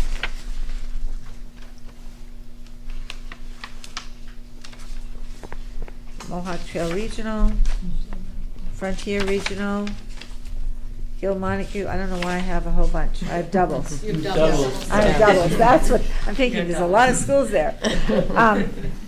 So we're going to send these to the school committee chairs in all these schools, and hopefully they will get back to us whether that raises their eyebrows and they'd like to join, or if not. Peggy. I would like to make a motion that the committee vote to approve that action. Okay. As a recommendation from our superintendent search subcommittee. Okay. I'll second it. Right. Yeah. Yes. I had a concern about the way the letter is written. Mhm. It looks like we're in a position to discuss sharing all of those areas. No. I put in parentheses those. Just as ideas, as nothing else. Okay, I guess, Yeah. because right now, literally, we're only really looking to share a superintendent. If that works. You know, I mean, it's Exactly. just, But right. Well, maybe some of us are interested in sharing more. Yeah, Oh, I mean, okay. we don't really know what we're interested in at this point. Do we want to CC the superintendents, or they will get this on? That's why there's two copies. Yes. Can the committee see a copy of the draft and then, so that? Sure. Want to pass these out, and then We're all the I same need to except get for them. who they go to. Yeah, Why just don't you one pass letter. it around? I need to get them back so I can Yep. send them to Well, yeah, people, we'll but. send it to you, but at least get we can fingerprints. see it and then we can vote on it, because we've got a motion on the floor, right? Yeah, I don't know if there's I enough. have to see it. We'll hand them all back. That'll be enough to share. And Yeah, I don't know if I'm giving you guys enough or not. there's I five. think there are more going your way. Only Yeah, if they requested. got it. I'm sure they'll come back. Yeah, no. Yeah, So you want to share with these guys? Can we get one These are over all the here? same. yeah, there's a Yes, there's of a course. bunch of them there. No, the payment. Okay, there's a typo in the second line. That's not my fault. What's the typo? We're looking for our district's new superintendent should be possessive. There should be an apostrophe Apostrophe S. S on districts. Let's see if they catch it, maybe. I don't know if we wanted to work with them. Yes. Are you asking for the next school year? What is your timeline here? We're at the very beginning stages. We haven't really figured out what we are gonna do. This is step one half. We really haven't, whether this will work immediately or in the future. We've got in the letter for immediate implementation or the future. So it could be starting July 1, or it could be 3 years down the road. We just need to get the ball rolling. These are gonna be sent out. You're gonna want a new one. We've No, got no. 2 misspellings in it, or 2. It shouldn't say thanks you for consideration. It should- These need to get run again. It also shouldn't say contact any one of us. Any 2 words, It should, yeah. it should be either any space one. Ugh. To be more correct, it should Any say, one of us, right. it should Okay. say Or any It's a of separate word. the search committee. It should be any of the search committee. To make it edit. Yeah. Any it's just member, like- any Any search member. committee member. Okay, so I see Martha's hand back And there. it should say one or all of that list of people. Yes. Mm. I'm So that just it's- curious, I think this is a great exploratory thing, but what about the reality of having someone in the position, or how is this gonna be resolved in a timely way so that someone is directing the administration of the school district when Ruth's time is up? And I think that's also in our discussion mode of what our next step is, but we felt that this needed to happen. Is there gonna be enough time to then search, interview, and so forth? We don't know. We're working on it, Can I help and you we're out? planning another meeting, in just a week or two, so Ruth? So typically, if you look at the superintendent searches that are out there, there's some that come early in this year because they want people to start right away. They have vacancies. And the majority of them come, start in January, February, March. So there's some months, before they have to jump into the arena of trying to go out and advertise to get a superintendent, if that's what they end up doing. So they do have a little bit of time to do what Pat and the committee has suggested that they do, see if there's some other alternative that might fit. Okay. So there is time. And you're meeting more than once a month? Oh, yeah. Okay. Sharon? Can we, your next meeting, can you also post something in the professional site that would be appropriate for superintendent?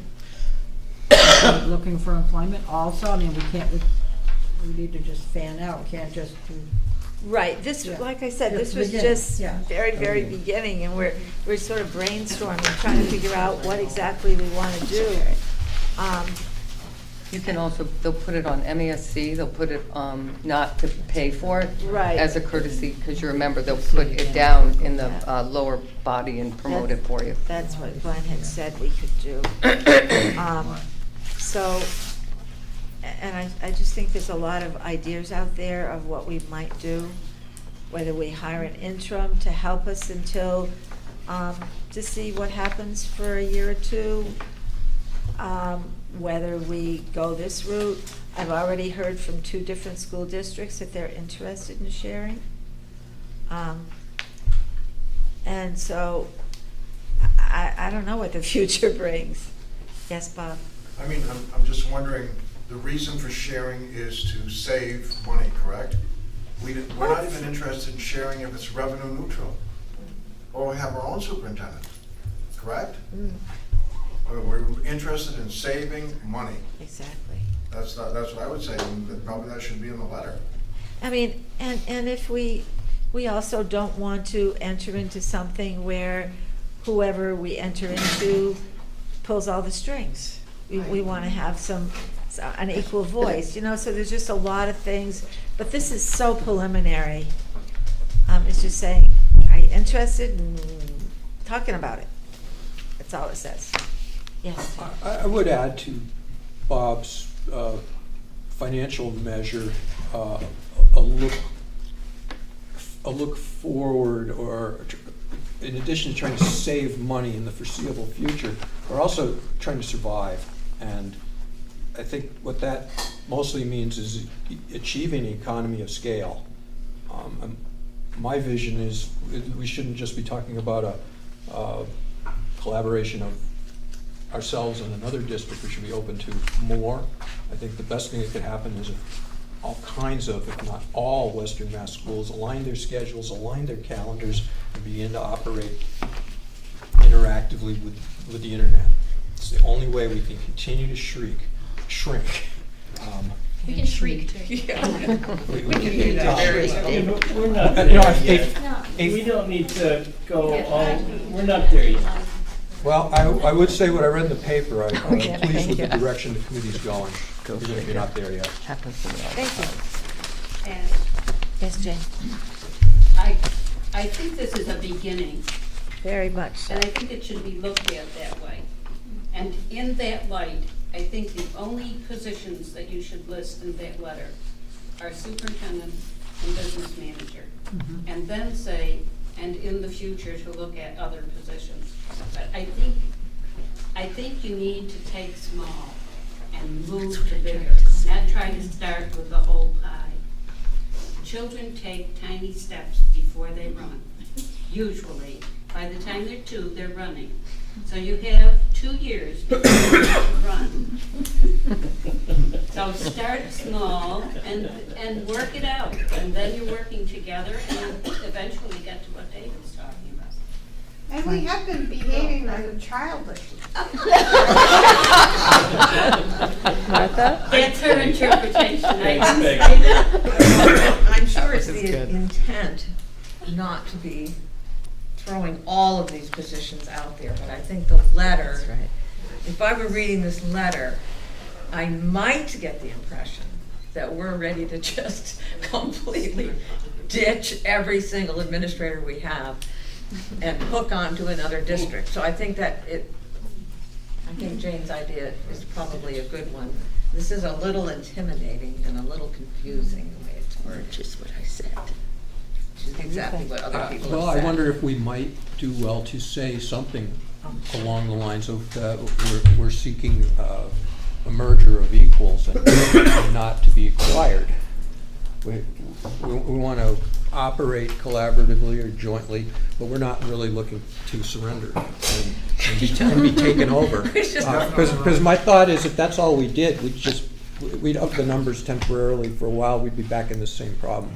We also have to deal with the structural issues, Sure. declining enrollments. We have a motion on the floor, but I'm thinking that once this letter is corrected and changes made, it needs to come back to the committee before we vote on it. You want to have another meeting? Well, I was just gonna say, this came up the other night at the budget subcommittee, that because of the holiday in November, our school committee meetings are closer together in the coming months than they would normally be. For this month, Yeah, and So instead of 4 we, weeks. instead of putting it off for a full month, we would be only, Putting it we'd off for be 3 meeting weeks. again in 3 weeks to see it again. Well, maybe they'll read about it in That's the a good recorder idea, but tomorrow. also, could we do something like, if we're running, you need to do it, we're running out of time, you could send it electronically and get a vote that way to approve or disapprove. No, we the letter. can't, that would violate open meeting. No. Pat, Yes, Jane. you can draft it right now, and then approve your draft and have it typed up. All right. So, There's your draft. everybody, did people have this still in front of them? We handed them all back. Yep. We did? District apostrophe S. I was gonna say, man, if we had a smart board in here. There's some more. Or they don't need it, they just need you to read the changes that they wrote on that. Are all the changes on that Well, version? I'm reading it again. When you guys get ready for, put your hand up or yell or something, all right? Dear members of blah, blah, blah school committee. Is that okay? As we begin the search for our district's new superintendent, this seems to be an opportune time to study several models to help us in our discussions. Okay? Do you want to say several models, or do you want to say the two specific? Have we decided on that or not decided on Explore. that? Superintendent and assistant superintendent? Models would We be haven't got- different, You qualify in the next paragraph, once you. Yeah, I get think there. that's okay, because you, Okay. it gets specific. At our last subcommittee meeting, we discussed the possibility of sharing administrators. Specifically, superintendent and business manager. Yeah, maybe for now. Yes. Yes. We You take just out all have the to add the other word superintendent. specifically in front of, because you have them right there, right? Yeah. So just add specific. Too much. And business manager. Take out the parentheses, because they look kind of good. Back, Martha. Do you want to say at our last superintendent search subcommittee, just so they know Yeah. what Yeah, that's subcommittee what you're I'm- talking about, Pat? Who have you got for the return address on there?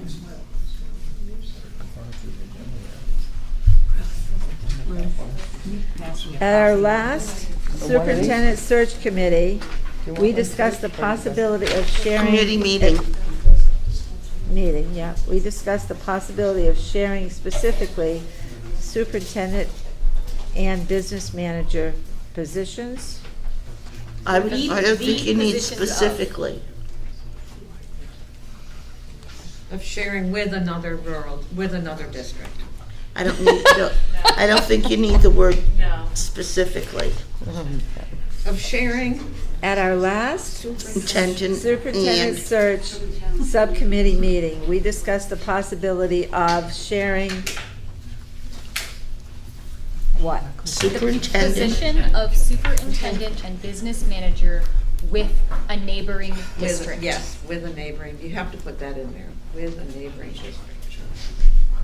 Better than another. You should have seen me at NEASC meetings. It is hard. It'll work out in the end. Keep it simple.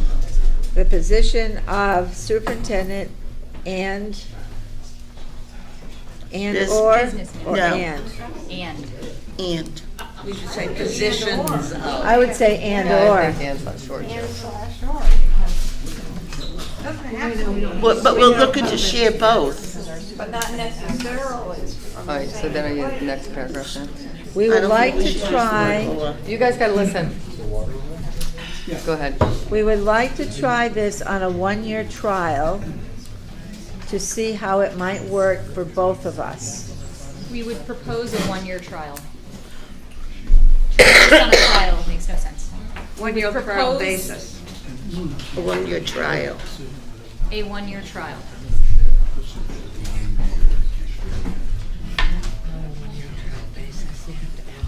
We would propose a one-year trial to see how it might work for both of us. Yeah. How about might work for both districts?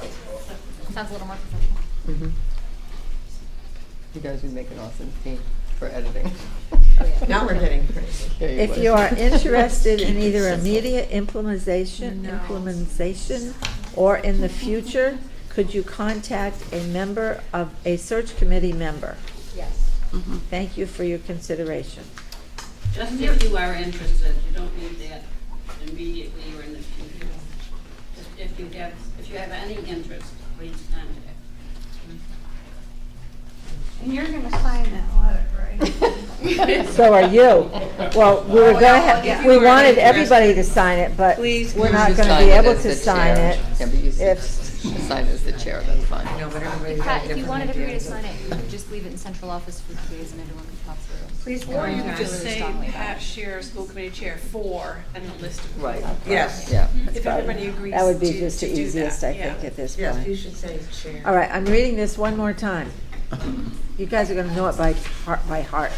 Dear members, blah, blah, blah.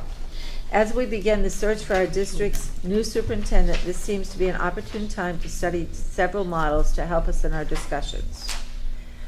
At our last superintendent search subcommittee meeting, we discussed the possibility of sharing the position of superintendent and/or business manager, period.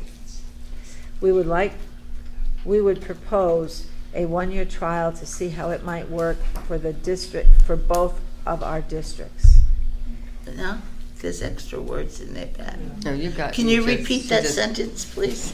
We would propose a one-year trial to see how it might work for both of our districts. Cut out For the benefit. Or just cut out the. For both of our districts. If you're interested, could you contact a if you're interested, please contact a search committee member. Thank you for your consideration. Yes, no, maybe so? Yeah. Sounds good. Fine. Now they can vote on it, and you'll know. All right. Take out the S on things. So Peggy, you think we Can I would have like that back to so I can give it to make Peggy? that motion for the I'm amended letter? gonna do it over because you can't read my hand. Okay. She's not. Yes. Do we have to rescind that, how about? She can amend her motion. No. I'll amend my motion for the amended letter. Second. Okay, this here, I just gotta fix. Now that you edited this thing. Right there. All right. Okay, very good. Oh, he's gonna type it up for you? Yeah. Oh, that's nice. Send it to Pam. I second the motion that Peggy just made. All right. I did too. Oh, sorry. All right, we've got double seconds. All right, all those in Far favor? away. Okay. All right, phew. Vote to join the Rural School Coalition. I looked up, and last year at this same meeting, we had somebody that came from the Massachusetts Rural School Coalition and spoke to us about joining. And I believe we voted to join, but they never got the message. So we need to vote to join again so that they get the message. I went up to a meeting a couple weeks ago, up to Mohawk, and most all of the school superintendents from our area and Berkshire County were there, and they talked a lot about sharing administrators, but also sharing services. That's where all my gobbledygook that I put in here for SPED directors and facility directors and technology people. I mean, that's what they're really looking for, is in the future we're going to have to join together just to make it work, because we're all getting smaller. And they have gotten formalized. They've got a chair, they've got a vice chair, and they're having meetings at Mohawk because they have a great meeting space. And I just think that it's really important to jump on board, because we're all in the same boat and the boat's sinking. Yes, Sharon? Well, You you need a want to jump motion on a on that? sinking boat. Yeah. We want to keep it afloat. Yes. Excuse me, I make a Pat. motion that we vote on to be a member of the Rural School Coalition. Okay, I need a second, I'll and then, second okay. Jeannie? Did you say that somebody from the Rural Coalition spoke to us? They did. And we voted to join them, and they didn't get our yes vote? Yes. The guy was here, but they didn't get our yes vote. Did we vote on the day they were here? Yeah. Yeah. They did. I don't know why. It was cafeteria meeting. Yeah, but. Right. Yeah, I know. Oh, Welcome to can I government. just ask a question Yes. about it? There are no financial implications, right? Okay, and membership, we as a committee are becoming a member. but Yes. Yes. any one of us who wanted to go to the meeting would go, or a Yes. different? Okay. Nope, anybody that wants. Just curious. Yep, just anybody. I went, and so did, there was 3 or 4 members from the Mohawk School Committee and somebody else from I see. someplace up in the Berkshires. And So we haven't, yes. Do you know what, are they planning daytime meetings or nighttime meetings? Do you know if The they have a next plan? meeting is scheduled, I'm wanting to say like the 6th of November at 10 o'clock at Mohawk. That may not be the date, But it's a morning but it's meeting. a morning Work meeting day, and it's on a daytime. Tuesday. Daytime. It's a That would be the daytime. 7th. 7th, okay, I think that's maybe the date. I can't go. Yeah, that's gonna It's- make it very hard for a lot of people It does to make it hard. participate unless you are It does make an it hard. administrator in a school district that can go to meetings as you please. Exactly, This is yeah, true. yeah. Or Good for retired. retired people It's like hard. me who don't like to drive. I wanted to suggest that I could be a member since I work close to Mohawk and I could probably get to meetings more easily than other Right. people, but I can't be leaving my job to No. go to the meeting. Exactly. Yeah, So, your, I don't know. your district might frown on that. Yeah. Yeah. that's so- But Bring it's, kids with you on a field trip. yeah, it's basically, I'll bring my kids to Martha's room. Go to Markham with Martha and go down to the meeting. it's I bet if you basically, brought them to the meeting, it would be short and quick. yeah. Bring the kids to the meeting. There you go. I Yeah. don't The- think it's a The different. group is That's what I basically, said, Martha. the group is basically made up of school superintendents with a few of us onlookers. And so that's definitely the reason why it's there, I'm sure, because that's their work day. So if we join, would we get a regular stream of information from them so Yep. we could stay on top of what Exactly. they're doing? Because that might be more important than even Exactly. showing up every time. We Right. could maybe Well, somebody pick needs meetings, to show specific up. meetings to Yeah. have a representative at. Right. If someone was available, if we saw something on the agenda or something going on that we felt we wanted to chime in on. Yep, I think that. Now, Do you have to fill anything out to join? nope, just So how do tell they them. know So that how you do- become a member? We asked the superintendent to send them a letter saying there was a vote taken and we would like to become one of them. I can't find my stuff. So, but we have a motion and a second on the floor. Okay, all those in favor of joining them? It looks unanimous, okay. Now, the second part of that is, Bob, I'm looking at you, because you're the selectman that's here. At that same time, they gave us a list of 22 school districts that had joined this coalition. And also, at the bottom, a shorter list of select boards and finance committees, Jane, and Michelle, who also had joined. And their thought behind it was, the more more towns and finance committees you could get to support this group, the more clout they would have as they go to the State House or to the Board of Ed or whatever it is. So I am asking, Dawn, I saw you there too, sorry. I'm asking other select boards and finance committees within our 4 towns to also consider joining the Rural School Coalition. And Michael Bonacotti is the chair of that group. I've been to a couple of meetings when they were in the evening. Right. So I've been in attendance. I don't know if I finally joined. Yeah. But it's kind of, all of this is running pretty parallel to our Heart Committee. It is, very much Kevin so. Courtney has shared with the Heart Committee 2 reports of 2008 and 2009. And it's taken 8 years for recommendations from that report to now come to fruition. Yeah. And in those recommendations that were in that report, it was talking about having less superintendents Yeah. for Franklin County, It's going to take a long time. like 1 to 3 or maybe they even don't 1, want and us to sharing change. of other Yeah. administrators. And so that's what the Heart Committee is working on.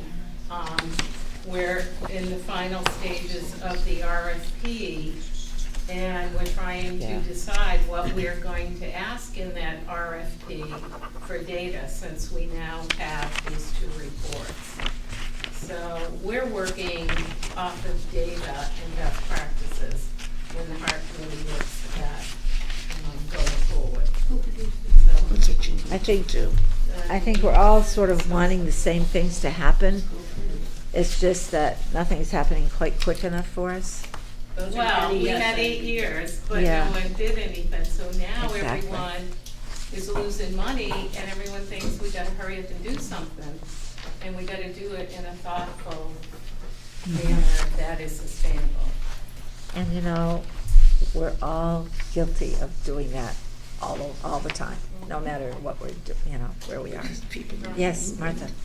Very I hard was to just change. thinking that since I worked in the school district with Martha Boone-Cuddy, who was really spearheading all of these things politically, and also the joining of all of these schools in committee form, that is a place where you could have an open discussion with people who are interested in sharing with the superintendent or a business manager. Because you're gonna be right with all of these people. There might be an opportunity to facilitate that once you get feedback from that letter. Yeah, we heard a lot of that discussion at that one meeting that I went to, but yeah, I think everybody's, Streamlines them. Yeah, yeah. Once you get Right. some feedback.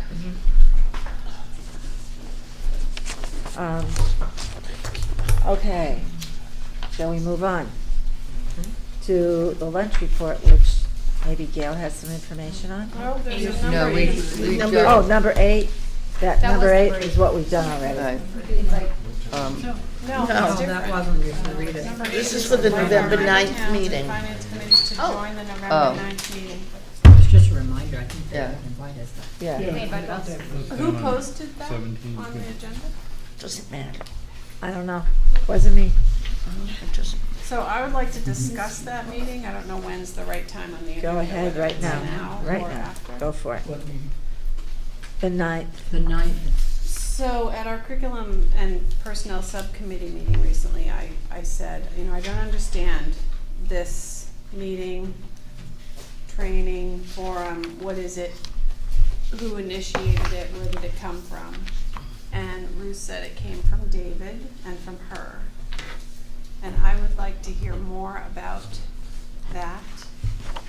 And just to say how uncomfortable I am with having this sort of come about out of the background and not openly at a school committee meeting as school committee business. So I'd like to hear a little of the history of this. And I'll start there. Can I respond to that? Sure.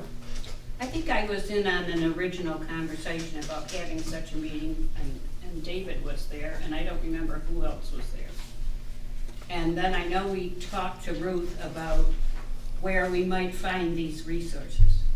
Our idea was the finance committees and the select boards. And Ruth said we should include the school committee.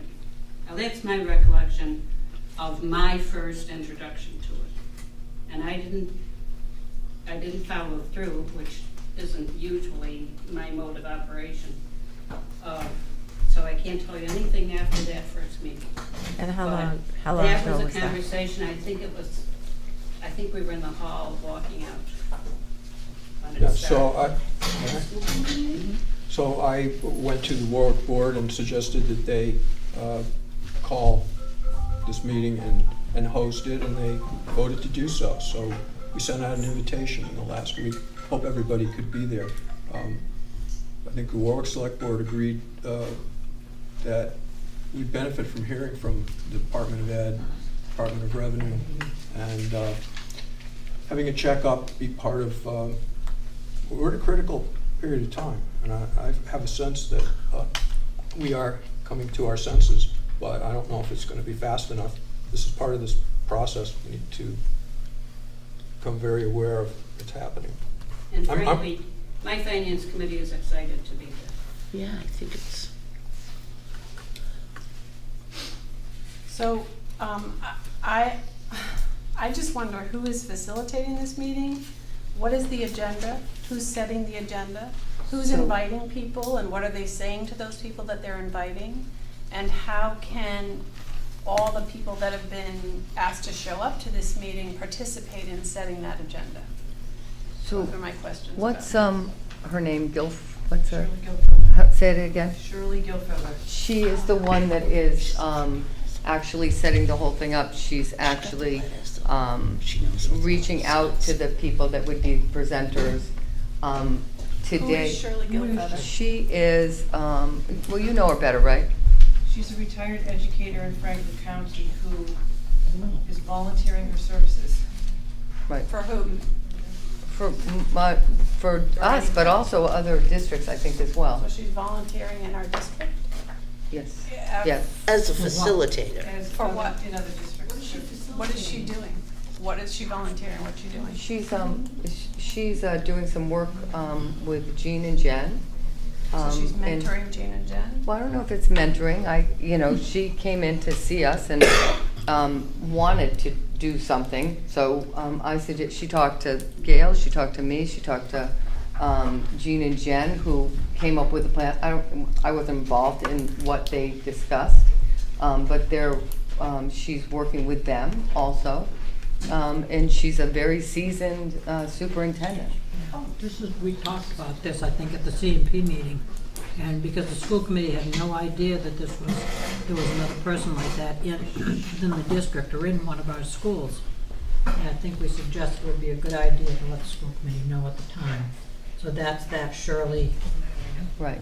So to finish my answer to you so today she sent me a draft of what she was thinking about as an agenda, and she was sending it out to the presenters, because the presenters are the ones that are really driving this as to what they want to do and when they want to do it.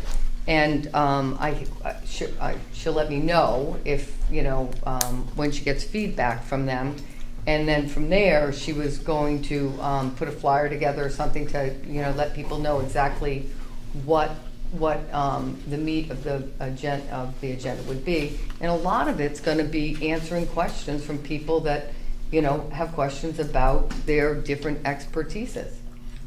It's fundamentally what the program's about.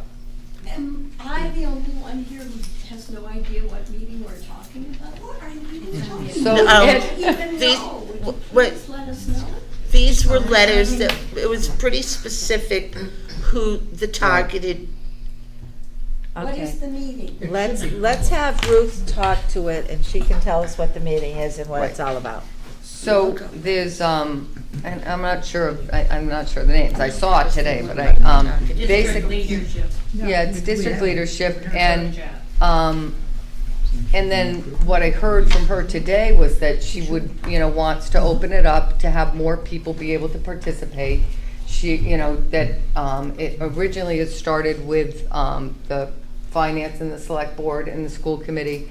Actually, the business manager at Mahar asked if he could come and bring a couple people with him, because he was really intrigued by the what the agenda was going to be like.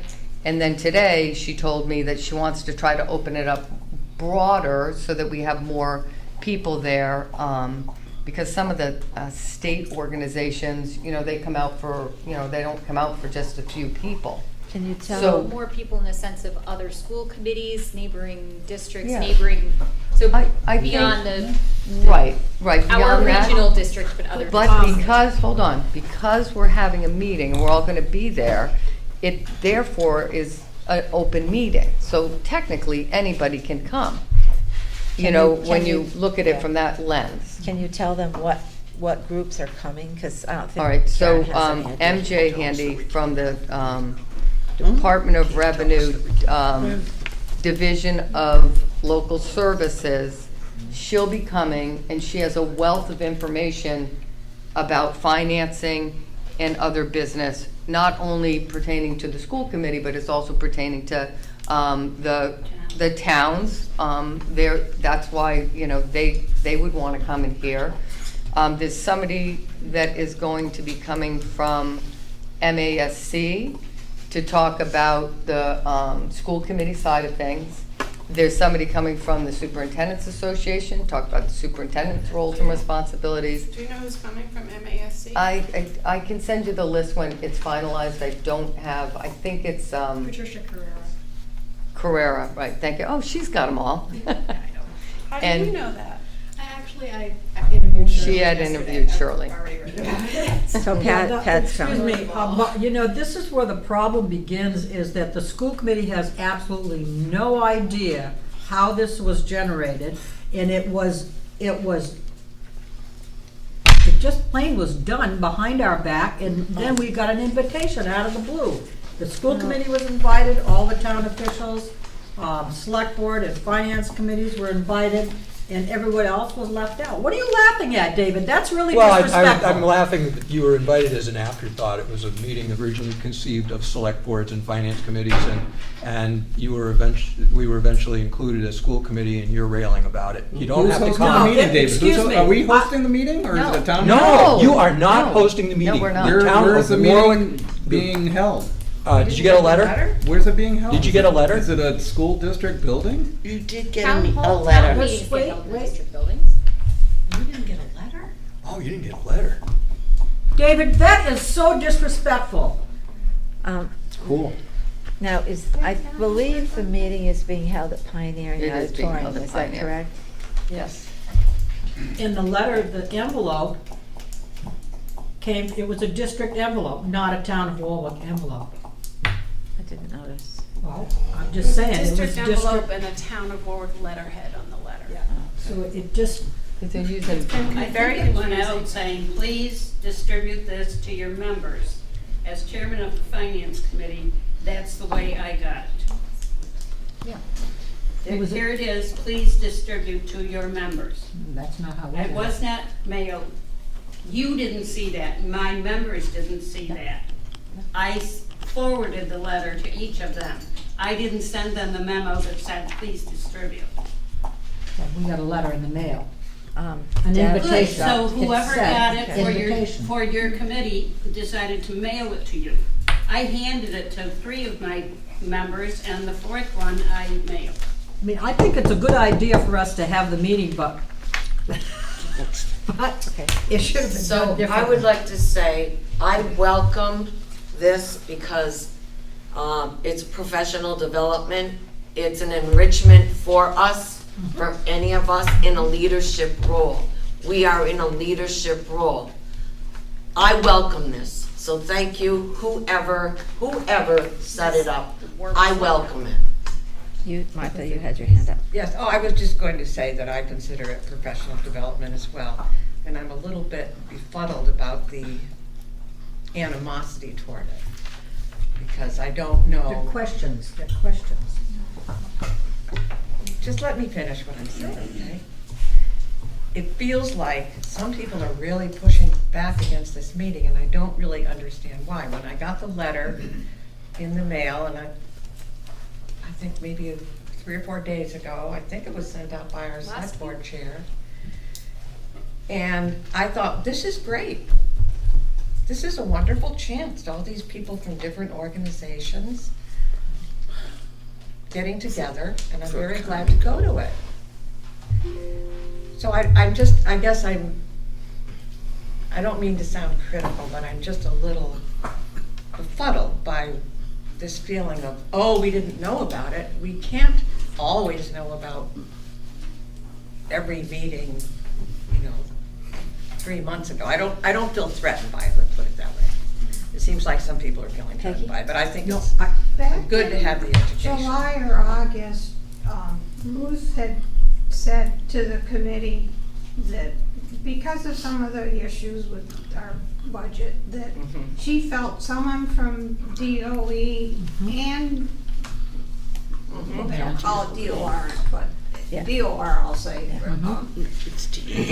Division of Local Services. She was gonna hopefully arrange for someone to come to our school committee meeting and help us deal with, some and ifs or,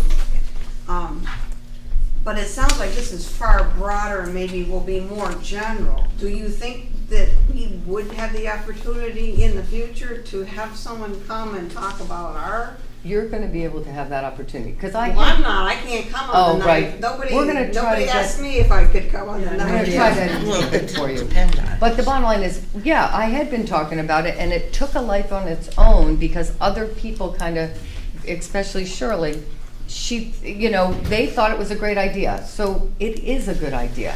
And you will have an opportunity to speak and ask any questions. And it is specific to this area, which is struggling. So I don't, I still think it's a good idea, even if people aren't happy with it. Sure. I think it's a good idea, and it's been a good idea from the beginning. It was the process that was followed. That's what I disagree with. We had very little time to, Peggy can't come. It would be very good information for her to have too. It was so fast, and we got the letter, and all of a sudden, here it is. I mean, like, yeah, I want to go. I got to put it in my calendar. And it was the process that was used. It wasn't the fact that I'm against any meeting or having professional development. I'm right with it, but.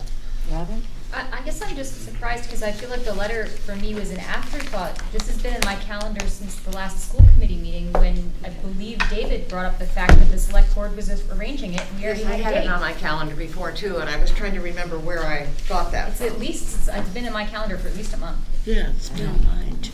I Must have didn't been hear about it mentioned at all somewhere. until I got the letter. What month was that? We'll look back in the meeting. Why, you're not leaving on that.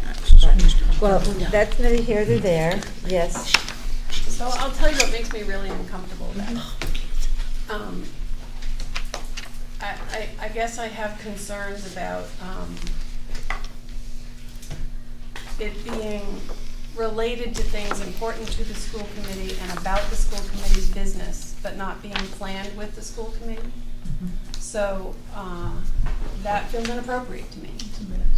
I think it should have been made clear that it was in the works with this committee, that we should have had input on the agenda, that we should have understood who was gonna facilitate this and what the whole thing was gonna look and feel like.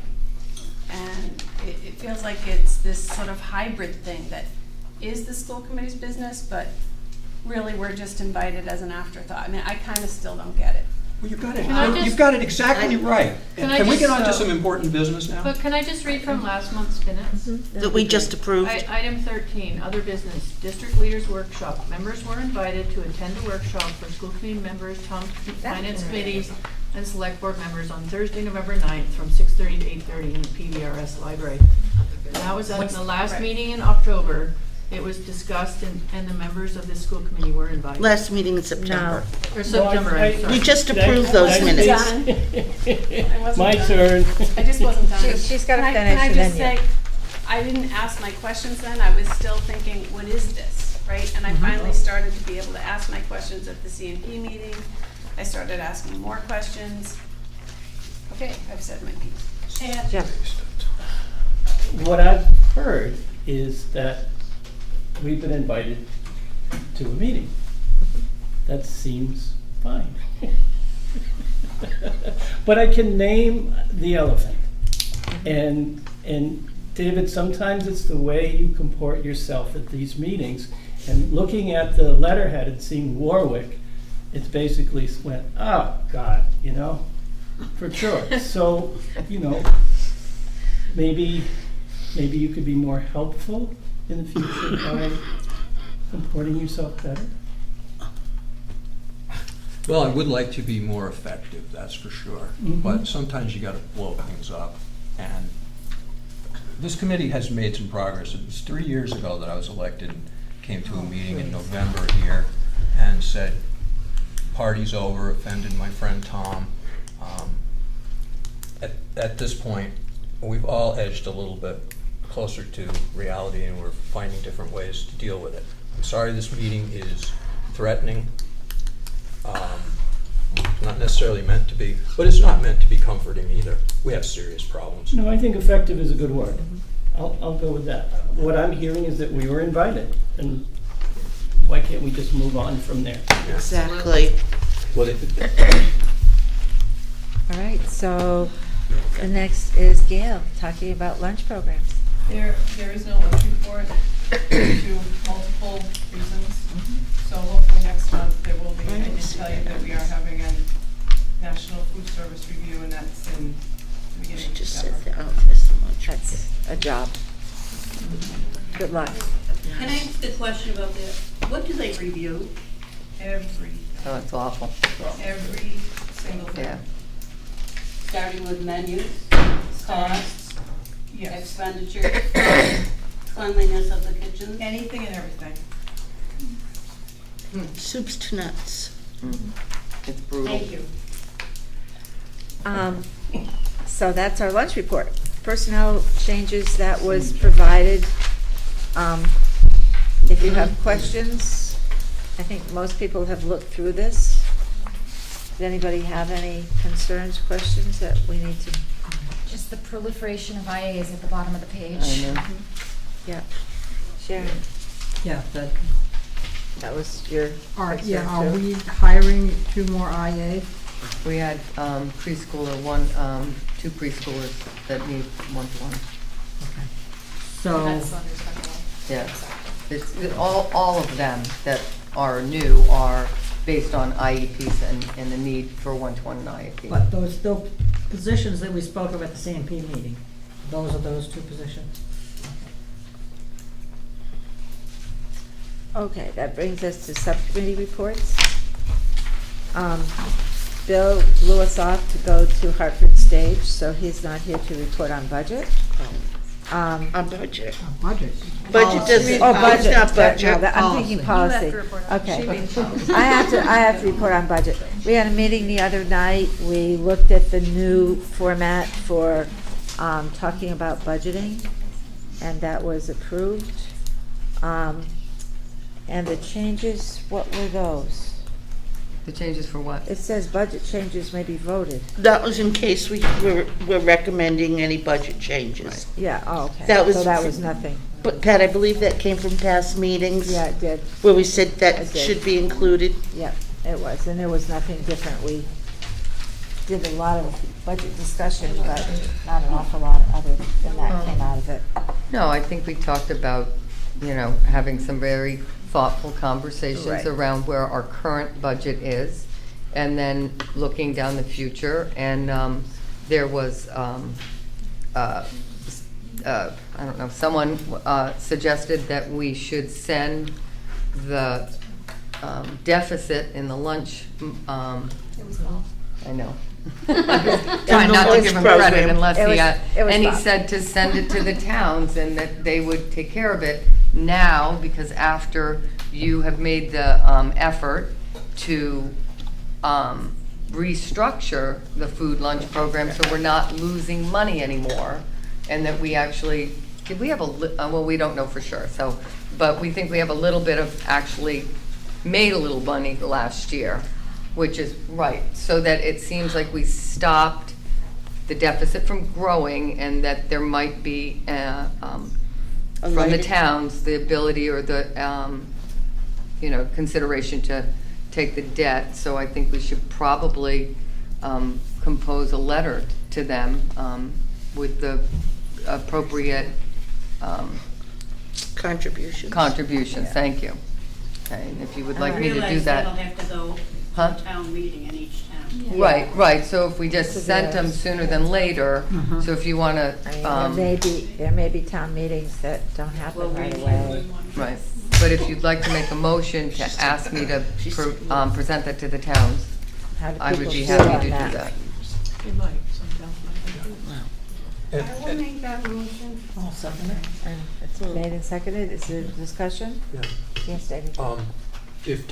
I don't think most towns have their tax rates set, but I don't think anybody's got the window open for moving money articles to be raised by taxation. So we're talking about a solution that would be implemented at its earliest in FY19. Right. Yeah. Correct. Right. FY19. Your annual town meeting's next May or April. Which means you can wait several months watching to see how your deficit decreases before you make a determination. Let's just hope it stays. No, it's gonna decrease. How should would that decrease. work out for the 4 towns, if they decided to do that? Would it be Proportionate, They have to be. proportionate, It's just proportionate. like the, just Based like on the the agreement, ways, or- no, based on the regional agreement, yeah. well, Well, there is an argument to be made that each campus has a balance, and Leiden could pay for half of the debt, but I'm not gonna push that point. We're all in doing this it by boat yourself, together, I'll so tell we're you. all gonna need to Yeah. take the medicine. We're paying for broadband, thank you. yeah. So there's a motion and a second on the floor. All those in favor? Aye. All right, looks unanimous.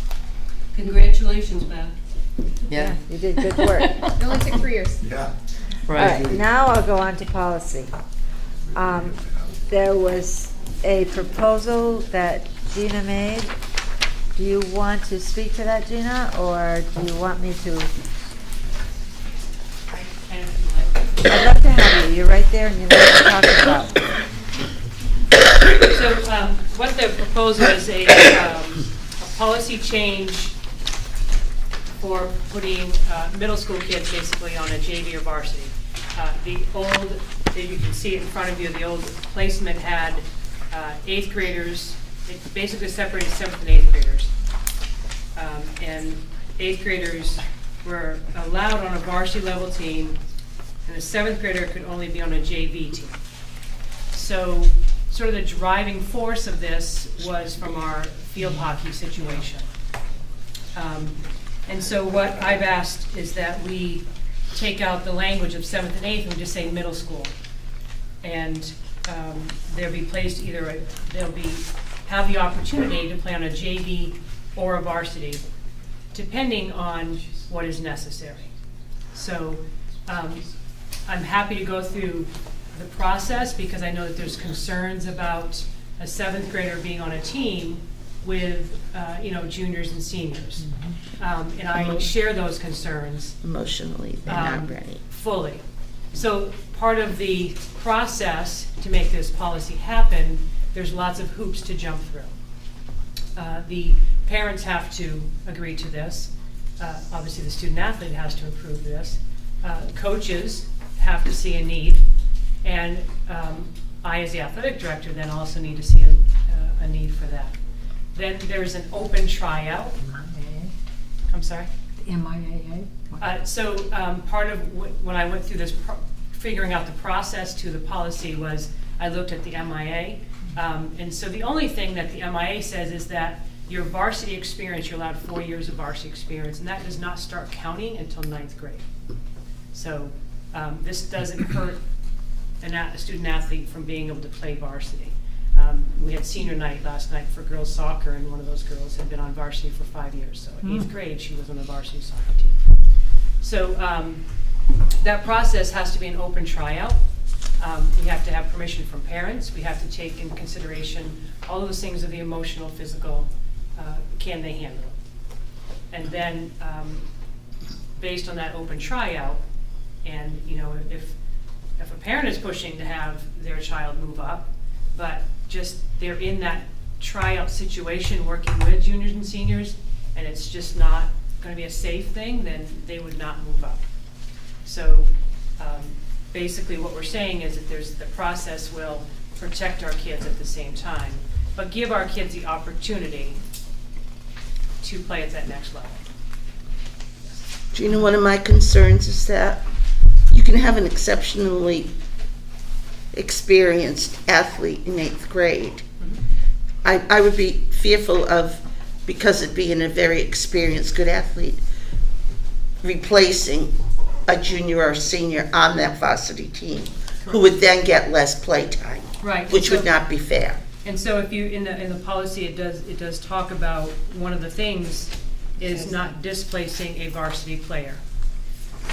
And I believe that, and I also asked for input from all of my coaches, and one of my varsity coaches said very clearly that everyone has to put in their time.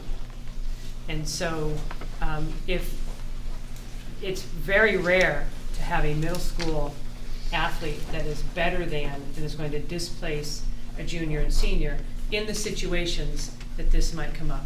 I think in my 13 years, we've had 2 middle school 8th graders who wanted to move up in basketball. And both of those handled those situations very, very well. And they did not displace, because that is part of. But if that's our true, why process. change the policy? If Because that's true, why change the policy? Because we find ourselves in new waters. Our numbers are down so low.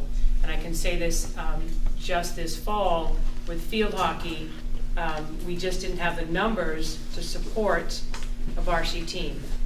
I am concerned that we're gonna hit this in other sports. And so let's say this happens in volleyball, and I don't have the numbers to support a JV and a varsity program. I want to be able to give those middle schoolers the opportunity to then play at that next level if they're capable, and be able to still run the programs that we need to run. I mean, you have a 7th grader. Basically, this is trying to skirt the issue of a 7th grader being able to play on a varsity sport.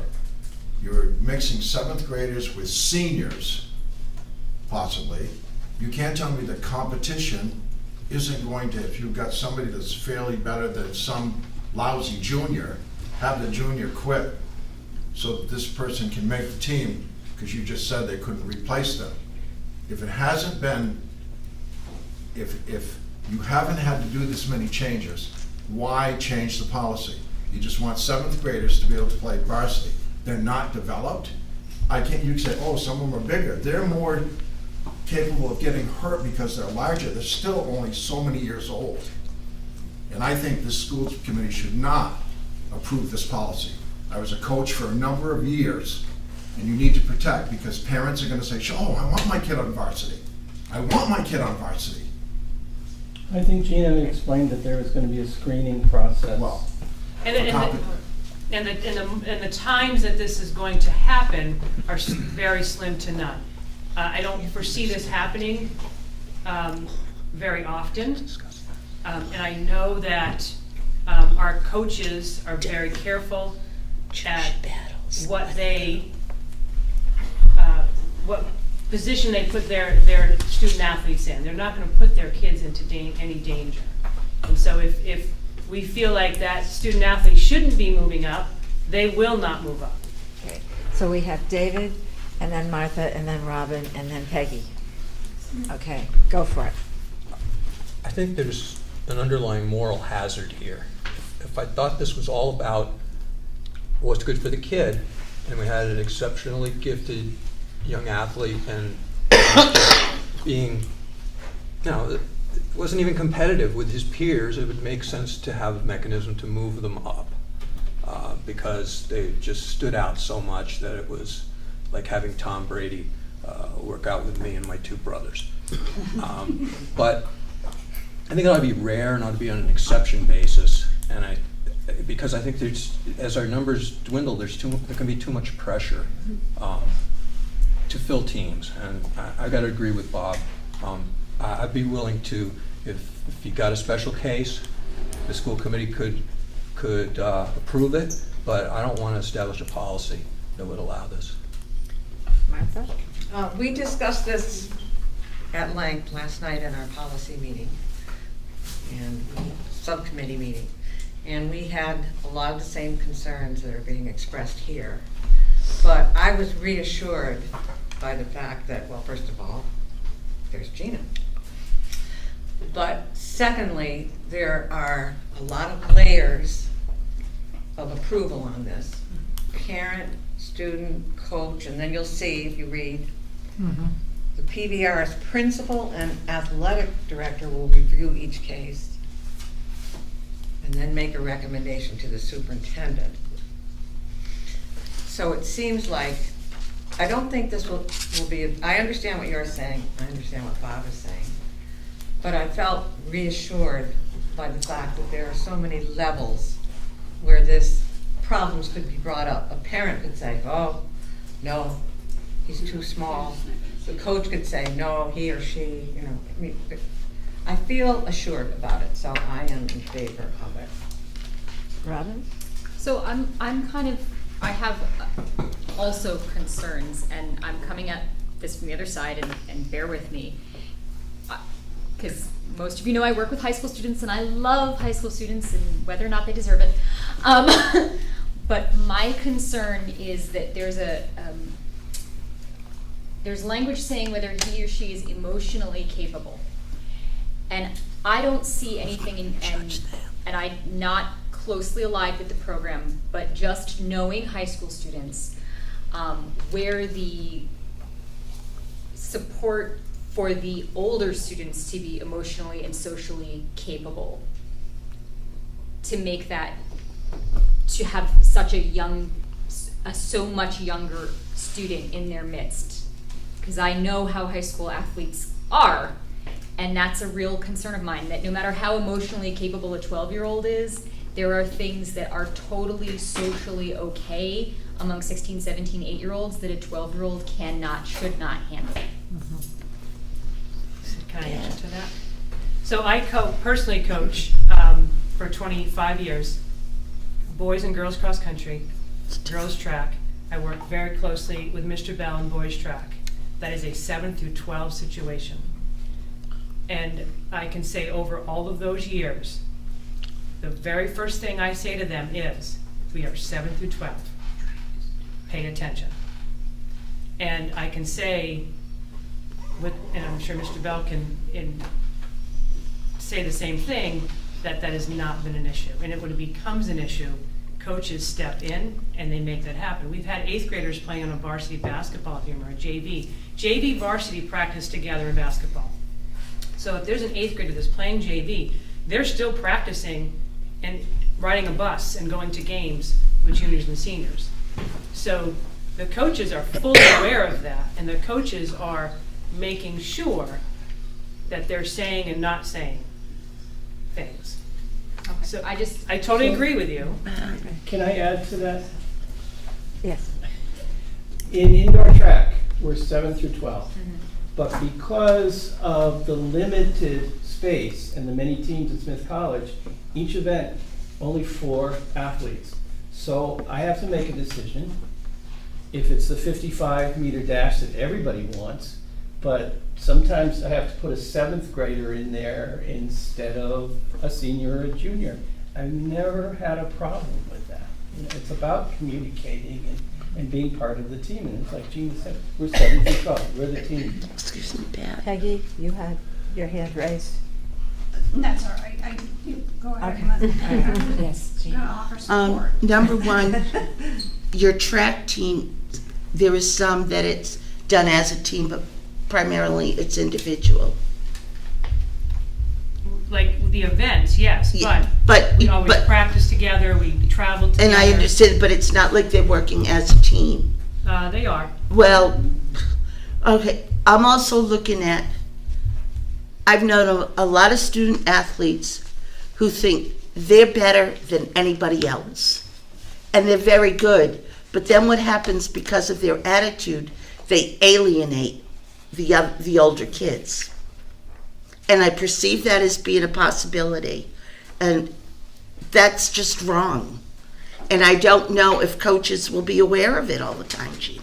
I think you'd be surprised at how much they're aware. I've seen it happen. No, and I'm not going to say that it's not going to happen, but I also don't think that we can avoid every little thing that's going to happen. That, No. you know, we can't do that in the classroom. We can't do that on the playing fields. But what we can do is give our kids the opportunity, the best opportunity that we can, and the most opportunities that we can. Yep. I guess I grew up in an atmosphere where you had the jocks, female or male, and they were not nice to other players. And they're still not. And that still goes on in 2017. And I think, is it a form of, it's not a form of bullying, but it's like, I perceive it being able to happen more easily if this policy is changed. We're going to have 3 more people. I see Robin. I see, that is Martha, right? Just really Yeah. quickly, Okay, Martha. All right. to the point of what Gina said. When my daughter was a 7th grader, cross-country and track, Gina was in 10th or 11th grade. And the mentoring relationship that you had with her was absolutely wonderful. And almost a lot of the kids were older, of course. She was in 7th grade. She ran very fast. So it can work both ways. It can be a really good, I know it can work both ways, but it can also, I want to point out, be a very good situation. All right. I just wanted to add that. Yes. As far as the 6th or 7th graders going up, I think it should be limited to non-contact sports, just due to the injury factors. And as far as the running sport, the numbers are limited, so you end up actually with a good thing there, where you have maybe a 12th grader or 11th grader, and maybe only 1 or 2, they actually mentor the younger kids through that sport, which is good. But when you get teams like football or soccer where your numbers are higher for the team, you don't have that one-on-one. You've got maybe 7 or 8 12th graders, and if you bring a younger kid up, he's not going to fit in. You know, he may fit in because he's good at the sport, but emotionally and physically he may not fit in. So I don't know. I think if it does, it should be limited to non-contact sports like the running events, and because the numbers are low there, you actually have a little bit of peer mentoring going on with the students, the older students. Martha? Can I ask Gina a question? I would just like to draw an analogy. First, I think there are a lot of checks and balances in this policy proposal that would protect some of those concerns that people have brought up. Second, I feel like one of the benefits of a heterogeneous. Yeah, is that some of the superiority of the athletes and those concerns people have brought up are really reduced, because these people are seeing each other all the time. And the third thing I would like to say is this is already happening in drama. In drama, you have 12th graders and 7th graders, and they are quite competitive. They want to get the rules they want to get. They want to get the dances they want to get. And so it's not like there's no competition. There's definitely a different kind of skill set depending on how old you are, how athletic you can be in your dancing, how well trained your performance is, your voice is, and we don't even think about it. And all of those 7th graders are having a good experience in that kind of a setting. They're seeing those older kids be successful. They're hanging around like driving on the bus when they're in the background and they're waiting for their scene. All of those same kind of positive experiences and interactions are happening. And this is going to be a very minimal thing, very, very minimal. It's not going to be happening all the time. There are a lot of checks and balances built into it. I think it's good to think about it carefully, but it's happening in other situations in the school. I think you have to be aware of that. For those kids that are in trauma, you're working on exactly the same skills. So can I just ask? Ruth has one final. Yeah, I want you to answer this question, because this all came about in this school year because of the situation around field hockey. And so can you explain to the group why there was, so there were 7 7th graders that were not allowed to move up to varsity, which there was some conversation about that, or JV, right? Because either one they couldn't. Correct. And so that's when this whole conversation, and they were tiny. They were they were pretty little girls, and 7th grade. so want to talk about how that probably informed what you did. Yes. So we had, in our situation, this was the driving force was the field hockey. I think we had 8 7th graders. We had 1 8th grader. We had a couple of sophomores and 1 junior. That made up a field hockey team of 15. we knew we didn't have enough of varsity. I had zero desire to put a 7th grader on a field hockey field, a varsity field hockey field. 7th graders who have no experience, soaking wet, probably weighed 40 pounds, wanted nothing to do with that. Now you understand, when I take my job very seriously, and I think about taking those girls and I say, that's my daughter out there on that field, or that's my son out there on that field. I take that very seriously. So I felt like the only option was, based on what we had, was that at most it could be a JV. Partly because of our policy, and sort of we fell back on that policy, but secondly, I was totally uncomfortable with putting those girls in a varsity situation. So even if this policy existed, I would not approve it. I could not sign my name to that, even if this policy was currently in, and I said that to parents. The situation was that we went from a varsity, we had to drop our varsity program, we played a JV schedule, they were very successful. First game of the season, thank goodness it was a JV game, and one of those little 7th graders got run over. They were playing a JV against a JV. And she popped back up, and I said, I bet you're glad that wasn't a varsity. And she said, yeah, I was. So even if this policy happens, will never say a middle schooler belongs in a varsity football field or a field hockey field. Soccer, you're pushing your luck. Now, Hopkins and Smith Academy both have this policy intact.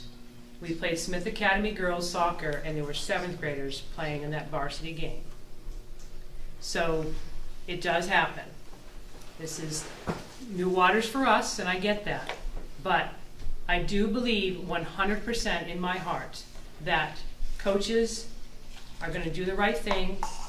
I know I'm going to do the right thing, and I know that I can depend on my principal to do the right thing and not put our kids in danger. So it's not just about, that star athlete. That's not what this is about. I think it gives that opportunity. But again, I go back to what my varsity basketball coach said when he said they got to put their time in.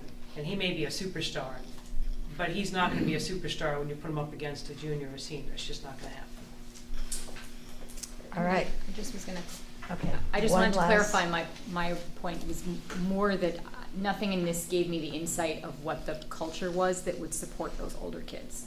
So I want to thank Jim and Gina for just speaking to that, because that takes a lot of work to build that culture. It does. They did. We've been together for So- 25 years. So our policy that was approved at last evening's policy meeting was what's written down here at the bottom. Does everybody in the audience have that? Written down at the bottom. I'll read it, just so you know what we're voting, or not voting, whatever people. Madam Chair, before you read it, the 4th line down, 2nd word in, is that the correct word?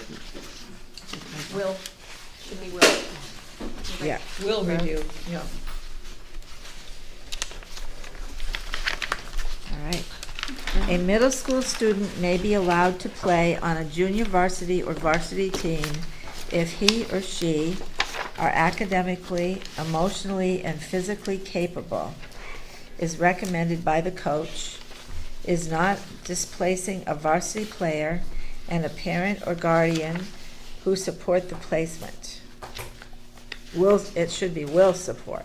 And has No, it parents. has parents. Has parents. Oh, has parents who support the placement. It's like a checklist, you have to meet all those criteria. Right. The PVRS principal and athletic director will review each case and make a recommendation to the superintendent. That's a typo. It says with, That's what you. I and just it said- should be will. I read that, yeah. To the superintendent regarding placement of any middle school student on a junior varsity or varsity team. The superintendent will make the final determination as to the placement of middle school students on junior varsity or varsity teams. And that was what was approved last night after a lot of discussion, similar to what we had tonight, on that policy. So would anyone like to move either yes or no? So, I'm assuming that the policy subcommittee has put their recommendation to us for a vote. Right, So and that I will is make the, a motion that we accept this policy as it's stated with the correction that's there. okay, and a second? I'll second. Okay, all those in favor? Okay, it looks unanimous. No. David? Then you should ask for abstentions too. Okay, all right. Negative votes? Actually, Okay, abstentions? Okay, did you get those, Ann? I Okay, abstained. all right, Thank you. so, thank you. So, moving right along? Yes, I hate to go backwards, but. yeah, that's all right. On the first item under the subcommittee reports, Uh-huh. Budget Subcommittee, Uh-huh. a review of the budget, and did we discuss the budget changes maybe voted? I don't remember. Yes, we did discuss it. And I decided there wasn't. We There we said isn't that any. had to be on there in case we were making any Yeah, recommendation and there are for no budget recommendations changes. tonight If for it wasn't change. there, then it wouldn't be on the agenda. I took a nap. I believe it was further questions. Right, yeah. Right. Thank you. So that brings us to policy. There were two policies that were ready for a second reading, BDB and BDA. And so we have those someplace here. They're in there. Yeah, I know they're in here somewhere. BD and no changes.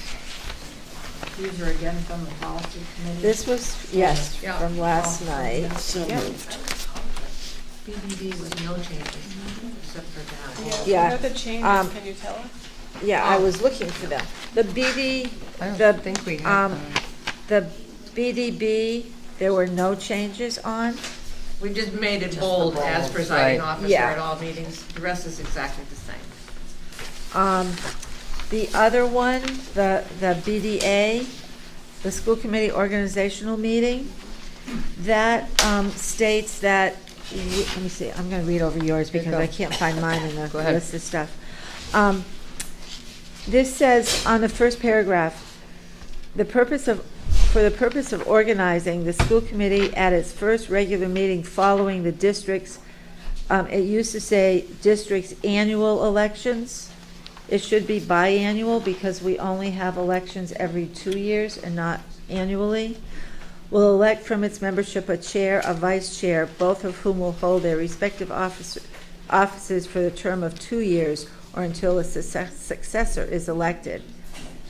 It did say annual and 1 year, but since we only have an election every 2, that had to come into compliance. And the rest of it remains same. exactly the same. Yeah. Thank you.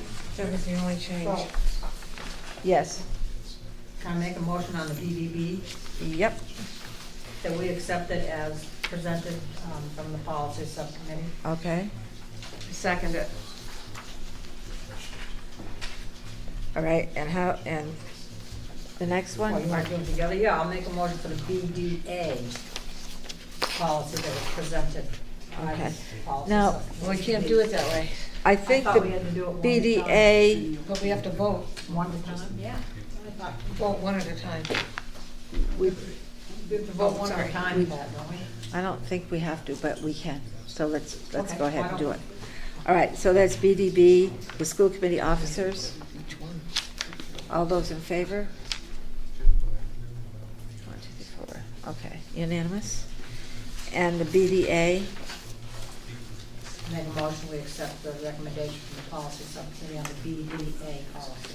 okay. With the, what was the change? Changing from annual to biannual and 1 to 2. Excuse me, Yes, Pat, I guess, I understand the biannual elections. But you could still change your chair and your vice chair every year. you could. Yeah, that's what they, until, Okay. That's saying that that the chair and the vice chair will hold their respective offices for a term of 2 years. Or until a successor is elected. Okay, thank you. All right. Elected So by the school committee? Yeah, oh, yeah. Nobody else would do it. Oh, No, it's let just the audience confused, and vote. they're saying the biannual election and keeping them for 2 years, so it made it look like the two were connected. They're They're both in the same paragraph. Right. So they It's- look like It's 2 they're years connected. or until a successor is Yeah, elected. I'm just saying they look like they were connected. Okay, there's, To me. all right. All those in favor? All right, unanimous. School committee comments. Do we have any? Citizens committees? School committee comments. Robin? And I think she had her hand up first. Okay, all right, I didn't see it. I would just like to extend my kudos to whoever was in charge of redesigning and updating the website for the district. I thought it was very nice. I haven't been on it yet. And easy to I know follow. it's still a little bit of a work in progress, but Nice. when I went on it and just checked out different things, it worked really well, and it's updated to today's aspects. Nice, that's great. Okay, Robin. and mine was that I've been delving into recommendations around school committee stuff lately, and I came across part of the Mass General Law and the recommendation from DESE that said that we should be meeting with representatives from a student council. Those are our school reps. Okay. But we should, okay. Other than that, did it? It was a specific, it was we should be having a meeting with them. There's a school council. Are we talking? But it's a student council. or? Student. But it was not the student council, like a governing body of the school. So it's just something we need to look at, because I'm not sure if having kids come and report to us is the same, is meeting the spirit of what we are supposed to be doing. I don't know either. I will email you. Yeah, that would be some great. links. That would be nice. But I think it's something, if we're not, we should. If we're not, we should, and I Yeah. think it'd be a good thing to do because it sounds like a thing that we would like to do anyhow. Exactly. And did it just say high school, or did it say? It was, I assumed it was high school, but I'm not sure that it That- specifically that's what- said it. yeah, Because yeah. some school committees don't have high school students. in the Exactly, district. exactly. Yes. Maybe we can meet with sixth graders, that'd be fun. Yeah, kindergarten would be fun. You go to all, we're gonna go to all the schools. I don't They know. all come I- along. We don't wanna Well- pay transportation, so.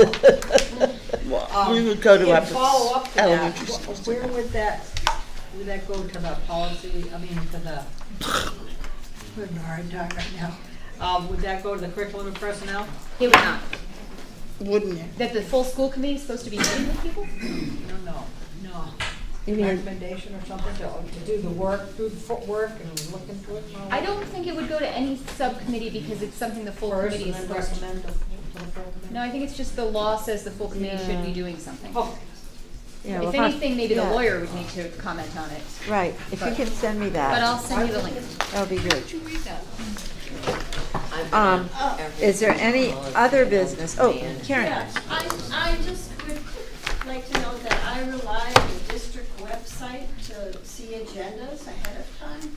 And this past time, I noted it wasn't there until yesterday morning at 5:41 a.m. We didn't get it. That's not 48 hours ahead of time, and it's a special trip out of my way to go to the town hall to look through the case on the door to see what the agenda is, so.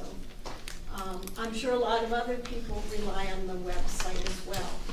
And so it seems like there are some other problems around the agenda this time. Perhaps the agenda needs a little bit more attention.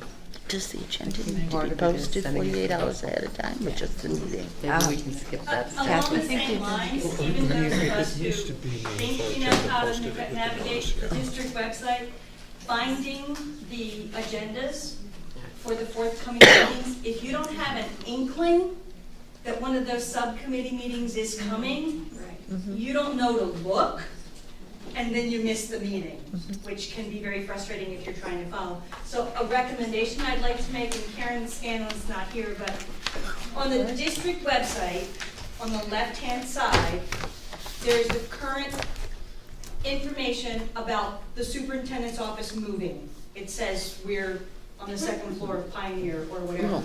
I wonder if that column could be dedicated to a title that said something like school committee meetings this month.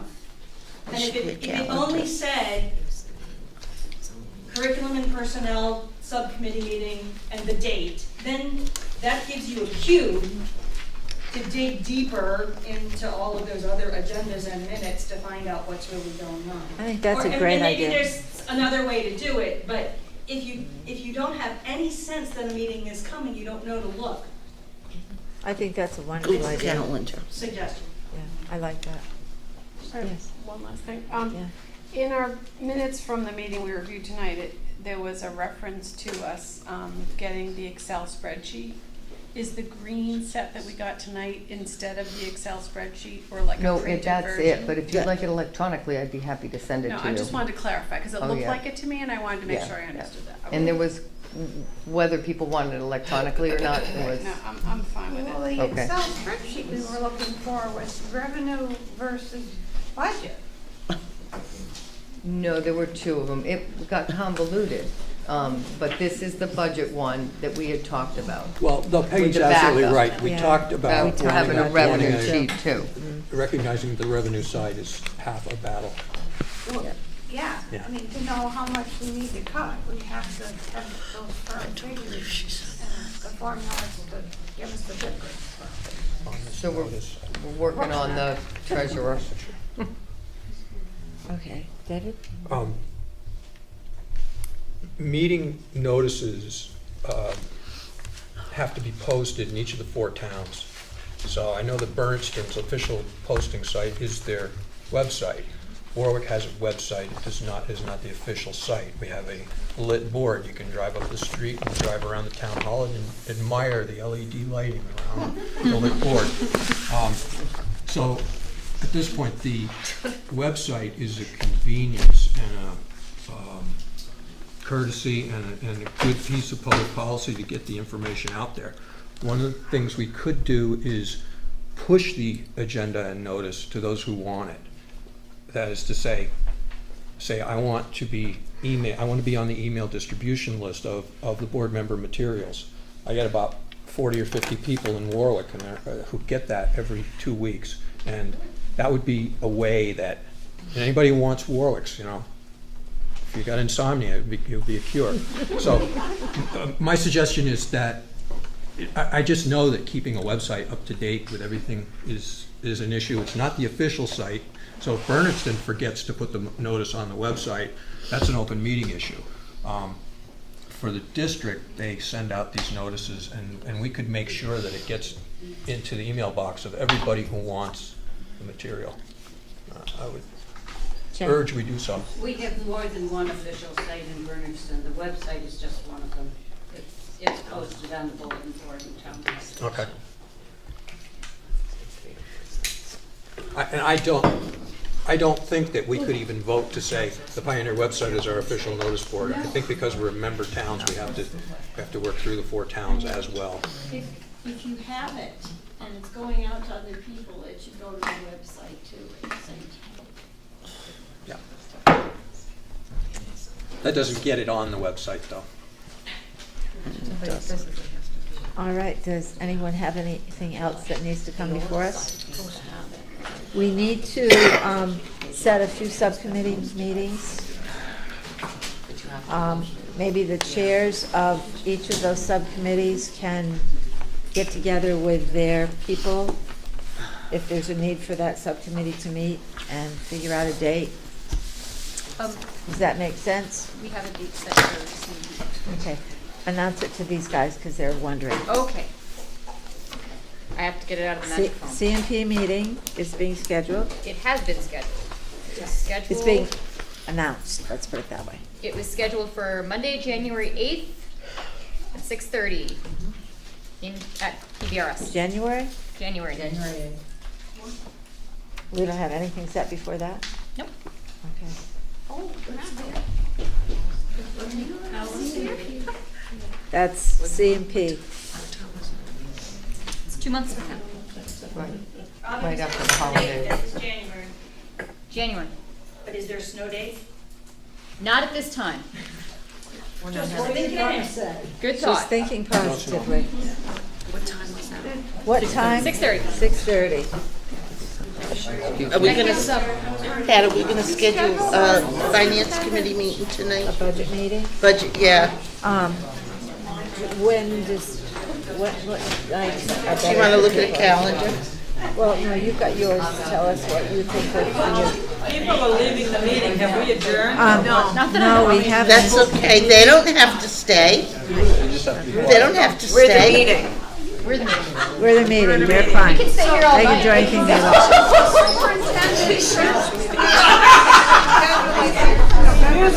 There's still a meeting going on.